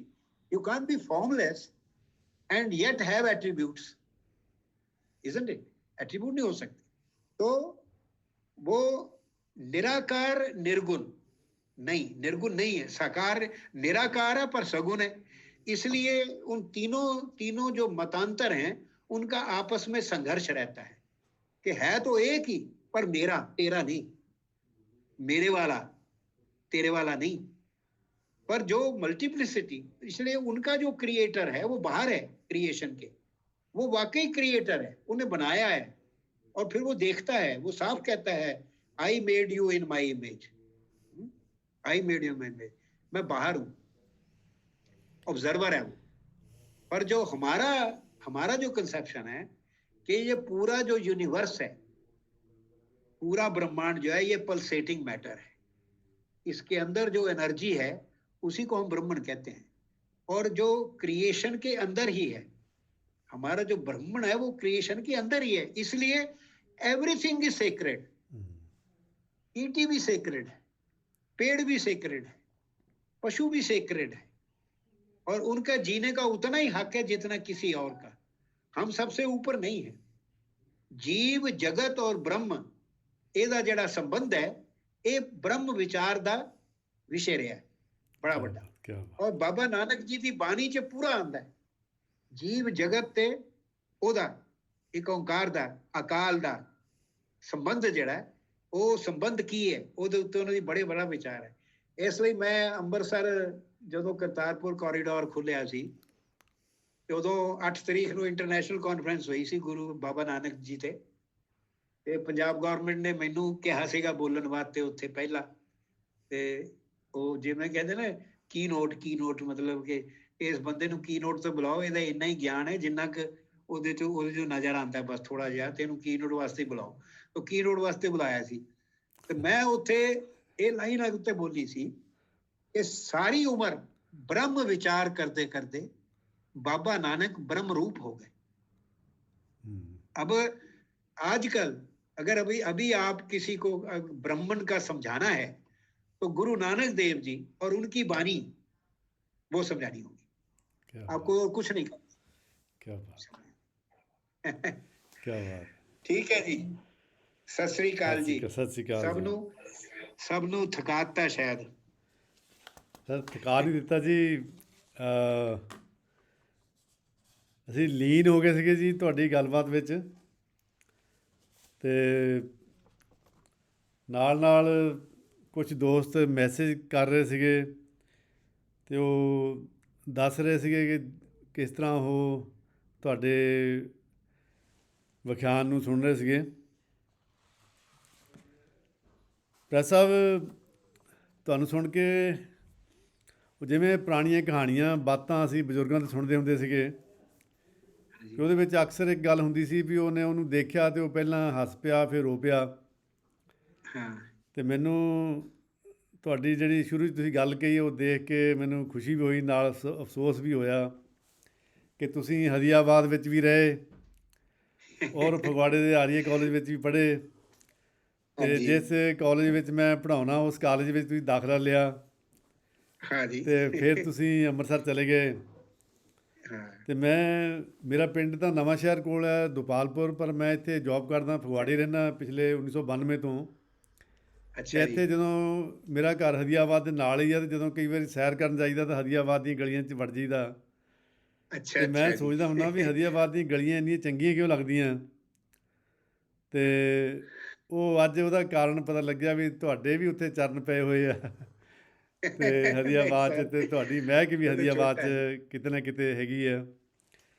ਹਾਂ ਤੇ ਨਾਲ ਸਰ ਅਫਸੋਸ ਇਹ ਵੀ ਪੰਜਾਬ ਨੇ, ਖਾਲਸਾ ਕਾਲਜ ਅੰਮ੍ਰਿਤਸਰ ਨੇ ਐਡਾ ਵਿਦਵਾਨ ਪੈਦਾ ਕੀਤਾ, ਪਰ ਅਸੀਂ ਕੋਈ ਐਡੀ ਵੱਡੀ ਯੂਨੀਵਰਸਿਟੀ ਨਹੀਂ ਬਣਾ ਸਕੇ, ਕੋਈ ਐਡਾ ਵੱਡਾ ਕਾਲਜ ਨਹੀਂ ਬਣਾ ਸਕੇ ਕਿ ਅਸੀਂ ਤੁਹਾਨੂੰ ਉੱਥੇ ਸਾਂਭ ਸਕਦੇ ਜਾਂ ਰੱਖ ਸਕਦੇ। ਤੇ ਅਸੀਂ ਵੀ ਤੁਹਾਡੀ ਸੰਗਤ ਮਾਣ ਕੇ ਪੰਜਾਬ ਦੇ ਵਿਦਿਆਰਥੀ ਤੁਹਾਡੇ ਕੋਲ ਪੜ੍ਹ ਕੇ ਵਿਦਵਤਾ ਵਾਲੇ ਪਾਸੇ ਜਾ ਸਕਦੇ। ਅਸੀਂ ਇਹ ਸਾਰਾ ਕੁਝ ਆਪਣੇ ਕੋਲੋਂ ਗਵਾਇਆ, ਅਤੇ ਅਸੀਂ ਉਹ ਘਿਓ ਦੇ ਪੀਪੇ ਖਾਣ ਵਾਲੇ ਕਰਦੇ ਰਹੇ, ਪਰ ਉਹ ਦਿਮਾਗ ਦੇ ਲਈ ਕੁਛ ਨਹੀਂ ਕੀਤਾ ਜਿਹੜਾ ਦਿਮਾਗ ਸਾਡਾ ਤੇਜ਼ ਹੋਣਾ ਸੀਗਾ। ऐसा नहीं है जी, ਤੇ ऐसा नहीं है भाई साहब, ਹਾਂਜੀ। ऐसा नहीं है। ऐसा नहीं है। ਜਿਹੜੇ ਮੁੰਡੇ, ਜਿਹੜੀ ਸਾਡੀ ਕੰਬੈਟ ਇਨਫੈਂਟਰੀ ਹੈ ਇੰਡੀਆ ਦੀ, ਕੰਬੈਟ ਇਨਫੈਂਟਰੀ, ਹਾਂਜੀ ਉਹਦੇ ਸਭ ਤੋਂ ਫਿੱਟ ਮੁੰਡੇ ਜਿਹੜੇ ਹੁੰਦੇ ਨੇ ਹਾਂਜੀ ਉਹ ਹੁੰਦੇ ਆ। ਉਹ ਮੁੰਡੇ ਜਿਹੜੇ 18 ਸਾਲ ਦੇ 36 36 ਕਿਲੋ ਮਤਲਬ ਕਿ ਅਸਲਾ ਚੁੱਕ ਕੇ ਹਾਂਜੀ ਹਾਂਜੀ 6 8 ਹਜ਼ਾਰ ਦੀ ਚੜ੍ਹਾਈ ਚੜ੍ਹਦੇ ਰਾਤੀ, ਹਾਂਜੀ ਔਰ ਜਿਨ੍ਹਾਂ ਦੇ ਮਨ 'ਚ ਕੋਈ ਵੀ ਪੜ੍ਹਿਆ ਲਿਖਿਆ ਵਾਲੀ ਸ਼ੰਕਾ ਨਹੀਂ ਹੁੰਦੀ ਕਿ ਵੀ ਇਹ ਮੇਰਾ ਮੁਲਕ ਹੈ ਕਿ ਨਹੀਂ, ਹਾਂਜੀ ਹਾਂਜੀ ਔਰ ਜਿਹੜੇ ਆਪਣੇ ਪ੍ਰਾਣ ਦੀ ਆਹੂਤੀ ਦੇ ਦਿੰਦੇ ਨੇ, ਉਦੋਂ ਜ਼ਿਆਦਾ ਬ੍ਰਹਮ ਗਿਆਨੀ ਕੋਈ ਨਹੀਂ ਹੈਗਾ। ਕਿਆ ਬਾਤ ਹੈ, ਸਹੀ ਗੱਲ ਹੈ ਸਰ। ਉਹ ਮੁੰਡੇ ਸਾਡੇ ਪੰਜਾਬ ਦੇ ਹੁੰਦੇ। ਹਾਂਜੀ ਹਾਂਜੀ ਆ ਚੀਨ ਆ ਗਲਵਾਨ ਘਾਟੀ 'ਚ ਦੇਖਿਆ ਸੀ ਉਹ ਮੁੰਡੇ ਨੇ, ਹਾਂ ਬਿਲਕੁਲ ਬਿਲਕੁਲ 19-20 ਜੀ। ਸਾਲ ਦਾ ਮੁੰਡਾ ਸੀ ਹਾਂਜੀ ਹਾਂਜੀ ਹੈ। ਕੋਈ ਸਾਡੇ ਵਰਗਾ ਪੜ੍ਹਿਆ ਲਿਖਿਆ ਉਧਰ ਵੜ ਕੇ ਤਾਂ ਦੇਖੇ। ਬਿਲਕੁਲ ਸਰ, ਅਸੀਂ ਤਾਂ ਗੱਲਾਂ ਦੇ ਸ਼ੇਰ ਹਾਂ। ਕਿਆ ਬਾਤ ਹੈ। ਤੇ ਅੱਜ ਸਰ ਤੁਹਾਡੇ ਨਾਲ ਗੱਲਾਂ ਕਰਦਿਆਂ ਕਰਦਿਆਂ ਡਾਕਟਰ ਜਗਵੀਰ ਸਿੰਘ ਦਾ ਯਾਦ ਆਇਆ ਕਿ ਤੁਹਾਡੇ ਨਾਲ ਮੈਨੂੰ ਤੁਹਾਡੇ ਦਰਸ਼ਨ ਕਰਾਉਣ ਵਾਲੇ ਉਹ ਆ, ਅਤੇ ਮੈਂ ਉਹਨਾਂ ਦਾ ਵੀ ਬਹੁਤ ਜ਼ਿਆਦਾ ਸਤਿਕਾਰ ਕਰਦਾ, ਅਤੇ ਉਹਨਾਂ ਦਾ ਧੰਨਵਾਦ ਵੀ ਕਰਦਾ ਕਿ ਤੁਹਾਨੂੰ ਉਹਨਾਂ ਨੇ ਮਿਲਾਇਆ, ਅਤੇ ਉਹਨਾਂ ਕਰਕੇ ਤੁਹਾਡੇ ਅੱਜ ਦਰਸ਼ਨ ਮੈਂ ਵੀ ਕੀਤੇ ਅਤੇ ਤੁਹਾਨੂੰ ਸੁਣਿਆ ਵੀ। ਅਤੇ ਮੈਂ ਬੜਾ ਛੋਟਾ ਮਹਿਸੂਸ ਕਰਦਾ। ਤੁਹਾਡੇ ਇੰਨਾ ਪਿਆਰ ਔਰ ਇੰਨਾ ਸਨਮਾਨ ਦੇਣਾ, ਇਹ ਬਹੁਤ ਵੱਡੀ ਗੱਲ ਹੈ, ਔਰ ਮੈਂ ਬਿਲਕੁਲ ਹੀ ਨਮਨ ਹੋ ਕੇ, ਬਿਲਕੁਲ ਝੁੱਕ ਕੇ ਤੁਹਾਨੂੰ ਹੱਥ ਜੋੜਦਾ। ਅਤੇ ਇੱਕ ਸਰ ਜਿਹੜੀ ਤੁਸੀਂ ਗੱਲ ਕਹੀ ਉਹਦਾ ਮੈਨੂੰ ਬਹੁਤ, ਜਿਵੇਂ ਹੁੰਦਾ ਨਾ ਵੀ ਕਾਲਜੇ ਵਿੱਚ ਇੱਦਾਂ ਇੱਕ ਤੀਰ ਵਾਂਗ ਵੱਜੀ। ਉਹ ਇਹ ਤੁਸੀਂ ਕਿਹਾ ਸੀਗਾ ਵੀ ਅਸੀਂ ਉਹ ਹਾਂ, ਅਸੀਂ ਇਹ ਨਹੀਂ ਹਾਂ ਜੋ ਅੱਜ ਹਾਂ। ਇਹ ਅਸੀਂ ਘਟ ਕੇ ਰਹਿ ਗਏ, ਅੱਜ ਬਹੁਤ ਜ਼ਿਆਦਾ ਘਟ ਗਏ ਹਾਂ। ਪੰਜਾਬ ਵੀ ਘਟ ਗਿਆ ਅਤੇ ਅਸੀਂ ਵੀ ਘਟ ਗਏ ਹਾਂ। ਅਤੇ ਸਾਨੂੰ ਅੱਜ ਆਪਣਾ ਉਹ ਰੂਪ, ਉਹ ਵਿਸ਼ਾਲ ਰੂਪ, ਵਿਸ਼ਾਲ ਪੰਜਾਬ, ਮਹਾਂ ਪੰਜਾਬ ਵਾਲਾ ਸਾਨੂੰ ਯਾਦ ਕਰਨਾ ਚਾਹੀਦਾ, ਅਤੇ ਸਾਨੂੰ ਉਹ ਹੋਣਾ ਚਾਹੀਦਾ। ਸਾਨੂੰ ਇਹ ਨਹੀਂ ਹੋਣਾ ਚਾਹੀਦਾ ਜੋ ਅਸੀਂ ਅੱਜ ਹਾਂ। ਜੀ ਜੀ। ਅਤੇ ਇੱਕ ਸਰ ਸਾਡੇ ਦੋ ਸ਼ਖਸੀਅਤਾਂ, ਪ੍ਰੋਫੈਸਰ ਹਰਪਾਲ ਸਿੰਘ ਚੰਡੀਗੜ੍ਹ ਤੋਂ ਅਤੇ ਇੱਕ doctor ID Gaur Punjab university Chandigarh ਤੋਂ। ਉਹ ਤਾਂ ਨਹੀਂ ਮੰਨਦੇ, ਅਸੀਂ ਉਹਨਾਂ ਨੂੰ ਆਪਣੇ ਸਰਪ੍ਰਸਤ ਮੰਨਦੇ ਹਾਂ ਪੰਜਾਬ ਦਰਸ਼ਨ ਦੇ, ਅਤੇ ਉਹ ਵੀ ਸੁਣ ਰਿਹਾ, ਅਤੇ ਉਹਨਾਂ ਨੇ ਬਹੁਤ ਬਹੁਤ ਤੁਹਾਨੂੰ ਧੰਨਵਾਦ ਭੇਜਿਆ। ਅਤੇ ਹਰਪਾਲ ਸਿੰਘ ਜੀ ਨੂੰ ਮੈਂ ਜਾਣਦਾ, ਮੇਰਾ ਵੀ ਉਹਨਾਂ ਨੂੰ ਸਤਿ ਸ੍ਰੀ ਅਕਾਲ ਬੋਲੋ ਜੀ। ਠੀਕ ਹੈ ਜੀ। ਉਹਨਾਂ ਨੇ ਇੱਕ ਬੇਨਤੀ ਕੀਤੀ ਹੈ ਜੀ ਤੁਹਾਡੇ ਲਈ। ਉਹ ਕਹਿੰਦੇ ਵੀ ਤੁਸੀਂ ਆਪਣੀ ਨਾ ਜੀਵਨੀ, ਸਵੈ ਜੀਵਨੀ ਲਿਖੋ, ਅਤੇ ਉਹਦੇ ਵਿੱਚ ਪੰਜਾਬ ਵਾਲਾ ਹਿੱਸਾ ਜਿਹੜਾ ਨਾ, ਉਹ ਅਸੀਂ ਇੱਕਦਮ ਕੀਲ ਲਿਆ ਜਦੋਂ ਅਸੀਂ ਸੁਣਿਆ ਤੁਹਾਡੇ ਖਾਲਸਾ ਕਾਲਜ ਦੀਆਂ ਯਾਦਾਂ। ਅਤੇ ਇਹ ਤੁਸੀਂ ਆਪਣੀ ਜੀਵਨੀ, ਸਵੈ ਜੀਵਨੀ ਲਿਖੋ। ਇਹ ਪ੍ਰੋਫੈਸਰ ਹਰਪਾਲ ਸਿੰਘ ਦੀ ਤੁਹਾਨੂੰ ਬੇਨਤੀ ਹੈ ਸਰ। ਜ਼ਰੂਰ ਜੀ, ਸਿਰ ਮੱਥੇ, ਹਾਂਜੀ। ਕੋਸ਼ਿਸ਼ ਕਰਾਂਗੇ। ਹਾਲੇ ਤਾਂ ਕੁਝ ਵੀ ਨਹੀਂ ਦੱਸਿਆ ਮੈਂ ਜੀ, ਮੈਂ ਉੱਥੋਂ ਇੰਨਾ ਕੁਝ ਸਿੱਖਿਆ ਕਿ ਕੋਈ ਹਿਸਾਬ ਨਹੀਂ। ਜਦੋਂ ਸੁਣਾਉਣ ਲੱਗਾਂਗਾ ਤੇ ਤੁਹਾਡਾ ਟਾਈਮ ਹੋਰ ਲੱਗ ਜਾਣਾ। ਅਤੇ ਫਿਰ ਤੁਸੀਂ ਜਿਹੜੀ ਸਰੋਪੇ ਵਾਲੀ ਗੱਲ ਦੱਸੀ, ਦਰਬਾਰ ਸਾਹਿਬ ਦਾ ਸਰੋਪਾ ਤੁਹਾਡੇ ਜਨਮ ਸਮੇਂ ਜਿਹੜਾ ਤੁਹਾਨੂੰ ਮਿਲਿਆ, ਅਤੇ ਅਸੀਂ ਉਹ ਸਰੋਪੇ ਦੇ ਦਰਸ਼ਨ ਤੁਹਾਡੇ ਗਿਆਨ ਵਿੱਚੋਂ, ਤੁਹਾਡੇ ਖਿਆਲਾਤ ਵਿੱਚੋਂ ਕਰ ਲਏ ਆ ਜੀ। ਅਤੇ ਮੈਂ ਧੰਨਵਾਦ ਕਰਦਾ ਤੁਹਾਡੇ ਵਿਦਿਆਰਥੀ ਡਾਕਟਰ ਰਜਨੀਸ਼ ਮਿਸ਼ਰਾ ਜੀ ਦਾ। ਮੈਨੂੰ ਉਹ ਵੀ ਤੁਹਾਡੇ ਨਾਲ ਹੀ ਮਿਲੇ ਸੀਗੇ, ਅਤੇ ਉਸ ਦਿਨ ਤੋਂ ਮੇਰੇ ਦਿਲ 'ਚ ਵਸੇ ਹੋਏ ਆ, ਅਤੇ ਮੈਂ ਵੀ ਉਹਨਾਂ ਨੂੰ ਭੁੱਲਿਆ ਨਹੀਂ। ਅੱਜ ਮੈਂ ਫ਼ੋਨ ਕੀਤਾ, ਉਹਨਾਂ ਨੇ ਇੱਕਦਮ ਪਹਿਚਾਣ ਲਿਆ। ਅੱਛਾ ਜੀ। ਹਾਂਜੀ। ਤੇ ਡਾਕਟਰ ਸਾਹਿਬ ਤੁਹਾਡਾ ਬਹੁਤ ਬਹੁਤ ਧੰਨਵਾਦ। ਤੇ ਮੈਨੂੰ ਬੜਾ ਚੰਗਾ ਲੱਗਾ ਜੇ। ਮੈਨੂੰ ਇਦਾਂ ਲੱਗਾ ਕਿ ਘਰ ਬਹਿ ਕੇ ਗੱਲ ਕਰਨ ਕੀ ਲਿਆ ਅੱਜ ਮੈਂ, ਬਾਤ ਹੈ। ਆਪਣੇ ਘਰ ਬਹਿ ਕੇ ਗੱਲ ਕਰ ਰਹੇ ਹਾਂ। ਅੱਗੇ ਤਾਂ ਇੱਧਰ ਉੱਧਰ ਜਾ ਕੇ ਕਰਦੇ ਆ ਨਾ, ਹਾਂਜੀ ਹਾਂਜੀ ਹਾਂਜੀ ਕਿਤੇ ਹਾਂਜੀ। ਉੱਧਰ ਜਾ ਕੇ ਬੋਲੇ, ਕਿਤੇ ਉੱਧਰ ਜਾ ਕੇ। ਅੱਜ ਤਾਂ ਲੱਗਾ ਘਰ ਬਹਿ ਕੇ ਕਿਆ ਗੱਲ ਬਾਤ ਕੀਤੀ ਹੈ ਆਪਣੇ ਘਰ 'ਚ। ਤੇ ਡਾਕਟਰ ਸਾਹਿਬ ਘਰ 'ਚ ਸ਼ਾਹ ਹੁਸੈਨ ਵਾਲਾ ਵੀ ਤੁਹਾਡੇ ਕੋਲੋਂ ਅਸੀਂ ਵਿਖਿਆਨ ਜ਼ਰੂਰ ਹਾਂਜੀ, ਸੁਣਨਾ। ਹਾਂ ਉਹ ਜ਼ਰੂਰ ਕਰਨਾ ਹੈ, ਹਾਂ, ਉਹ ਕਰਨਾ ਹੈ ਜ਼ਰੂਰ ਜੀ। ਕਰਨਾ ਜੀ। ਹਾਂਜੀ। ਤੇ ਇੱਕ ਜਦੋਂ ਸਰ ਜਦੋਂ ਤੁਸੀਂ ਬੇਨਤੀ। ਹੁਕਮ ਕਰੋਗੇ ਠੀਕ ਹੈ ਸਰ। ਉਦੋਂ ਕਰਾਂਗੇ। ਇੱਕ ਬੇਨਤੀ ਇਹ ਕਰਨੀ ਸਰ, ਜਦੋਂ ਤੁਸੀਂ ਕਿਤੇ ਇੱਧਰ ਅੰਮ੍ਰਿਤਸਰ ਗੁਰੂ ਨਾਨਕ ਦੇਵ ਯੂਨੀਵਰਸਿਟੀ ਵੱਲ ਤੁਸੀਂ ਆਉਂਦੇ ਜਾਂਦੇ ਰਹਿਣਾ। ਕਰੋਨਾ ਹੁਣ ਇਹਦਾ ਇਲਾਜ ਲੱਭ ਗਿਆ, ਇਹ ਵੀ ਹਟ ਜਾਣਾ ਹੁਣ। ਤੇ ਜਦੋਂ ਹਾਂਜੀ। ਜ਼ਿੰਦਗੀ ਦੁਬਾਰਾ ਸ਼ੁਰੂ ਹੋ ਗਈ, ਤੁਹਾਡੇ ਫਗਵਾੜੇ ਵਿੱਚ ਹਦੀਆਬਾਦ ਤੁਹਾਡੇ ਨਾਲ ਜ਼ਰੂਰ ਇੱਕ ਵਾਰੀ ਤੁਹਾਡੇ ਚਰਨ ਪਾਉਣੇ ਜ਼ਰੂਰ ਆ। ਜਾਵਾਂਗਾ ਜੀ, ਹਾਂਜੀ ਜ਼ਰੂਰ ਹਾਂਜੀ। ਜ਼ਰੂਰ। ਤੇ ਬੜੀ ਇੱਛਾ ਸੀ ਉਦੋਂ ਵੀ, ਬਸ ਰਹਿ ਗਿਆ ਇੱਕ ਵਾਰੀ। ਉਹ ਹਾਂਜੀ ਫਿਰ ਇਹ ਸ਼ੁਰੂ ਹੋ ਗਿਆ ਆ ਬਿਮਾਰੀ ਹਾਂਜੀ ਹਾਂਜੀ ਜਿਹੜੀ। ਇਹਦੇ 'ਚ ਪਸ਼ੂ ਪਕਸ਼ੀ ਤਾਂ ਮੁਕਤ ਹੋ ਗਏ, ਹਾਂਜੀ ਹਾਂਜੀ। ਔਰ ਅਸੀਂ ਫਸ ਪਿੰਜੜਿਆਂ 'ਚ ਅਸੀਂ ਫਸ ਪਿੰਜੜਿਆਂ ਗਏ 'ਚ ਬੰਦ ਹੋ ਗਏ। ਤੇ ਡਾਕਟਰ ਸਾਹਿਬ ਬਹੁਤ ਬਹੁਤ ਮਿਹਰਬਾਨੀ ਜੀ। ਜੀ ਸਰ, ਤੇ ਮੈਂ ਸਤਿ ਸ੍ਰੀ ਅਕਾਲ। ਅਖੀਰ ਦੇ ਵਿੱਚ ਸਾਡੀ ਪਰੰਪਰਾ ਵੀ ਜਿਹੜੇ ਸੱਜਣਾ ਨੇ ਪ੍ਰੋਗਰਾਮ ਸੁਣਿਆ ਔਰ ਜਿਨ੍ਹਾਂ ਨੇ ਕਮੈਂਟ ਕੀਤੇ ਔਰ ਡਾਕਟਰ ਸਾਹਿਬ ਨੂੰ ਧੰਨਵਾਦ ਕੀਤਾ, ਭੇਜਿਆ।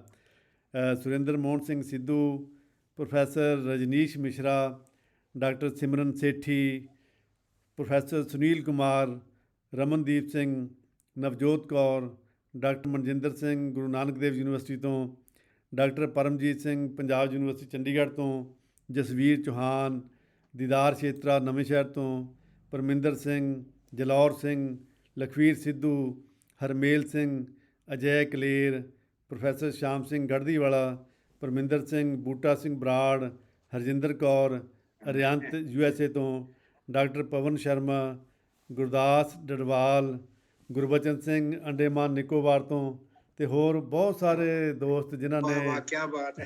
ਸੁਣਿਆ ਸਭ ਜੀ। ਦਾ ਧੰਨਵਾਦ, ਸਭ ਨੂੰ ਮੇਰਾ ਹੱਥ ਜੋੜ ਕੇ ਸਤਿ ਸ੍ਰੀ ਅਕਾਲ ਜੀ। ਤੇ ਅਖੀਰ ਵਿੱਚ ਇਸ ਪ੍ਰੋਗਰਾਮ ਨੂੰ ਸਾਕਾਰ ਕਰਨ ਵਾਲੇ, ਸੋਝ ਤੇ ਸਹਿਜ ਵਿੱਚ ਸਾਥ ਦੇਣ ਵਾਲੇ ਹਰਪ੍ਰੀਤ, ਪਰਮਿੰਦਰ ਮੇਰੇ ਸਹਿਯੋਗੀ, ਤੇ ਪੰਜਾਬ ਦਰਸ਼ਨ ਦੀ ਸਿਰਜਕ ਟੀਮ ਮੈਡਮ ਹਰਮੀਤ ਕੌਰ, ਜਸਕਰਨ, ਕਮਲੇਸ਼, ਦਿਲਦਾਰ, ਮਹਿਤਾਬ, ਤੇ ਇਸ ਸਾਰੀ ਟੀਮ ਨੂੰ, ਸਾਰੇ ਕਾਸੇ ਨੂੰ, ਇਹਦੀ ਇੰਸਪੀਰੇਸ਼ਨ ਕੁਲਵਿੰਦਰ ਕੌਰ, ਇਹਨਾਂ ਸਾਰਿਆਂ ਦਾ ਬਹੁਤ ਬਹੁਤ ਧੰਨਵਾਦ। ਤੇ ਡਾਕਟਰ ਸਾਹਿਬ ਇੱਕ ਵਾਰੀ ਫਿਰ ਤੁਹਾਡੇ ਦਰਸ਼ਨ ਕਰਨ ਦੀ ਇੱਛਾ ਦੇ ਨਾਲ ਤੇ ਬੇਨਤੀ ਦੇ ਨਾਲ ਅਸੀਂ ਅੱਜ ਦਾ ਇਹ ਉਹ ਪ੍ਰੋਗਰਾਮ ਤਾਂ ਇੱਥੇ ਮੇਰੀ ਹੀ। ਇੱਛਾ ਪੂਰਤੀ ਹੋਏਗੀ ਜੀ। ਮੇਰੀ ਇੱਛਾ ਪੂਰਤੀ ਹੋਏਗੀ। ਬਹੁਤ ਮਿਹਰਬਾਨੀ ਸਰ। ਇੱਕ ਵਾਰੀ ਕਹਿੰਦੇ ਅੱਛਾ ਜੀ, ਸਤਿ ਸ੍ਰੀ ਅਕਾਲ ਜੀ ਸਭ ਨੂੰ ਮੇਰਾ ਸਤਿ ਸ੍ਰੀ ਅਕਾਲ, ਸਭ ਨੂੰ ਜੀ। ਐ ਪੰਜਾਬ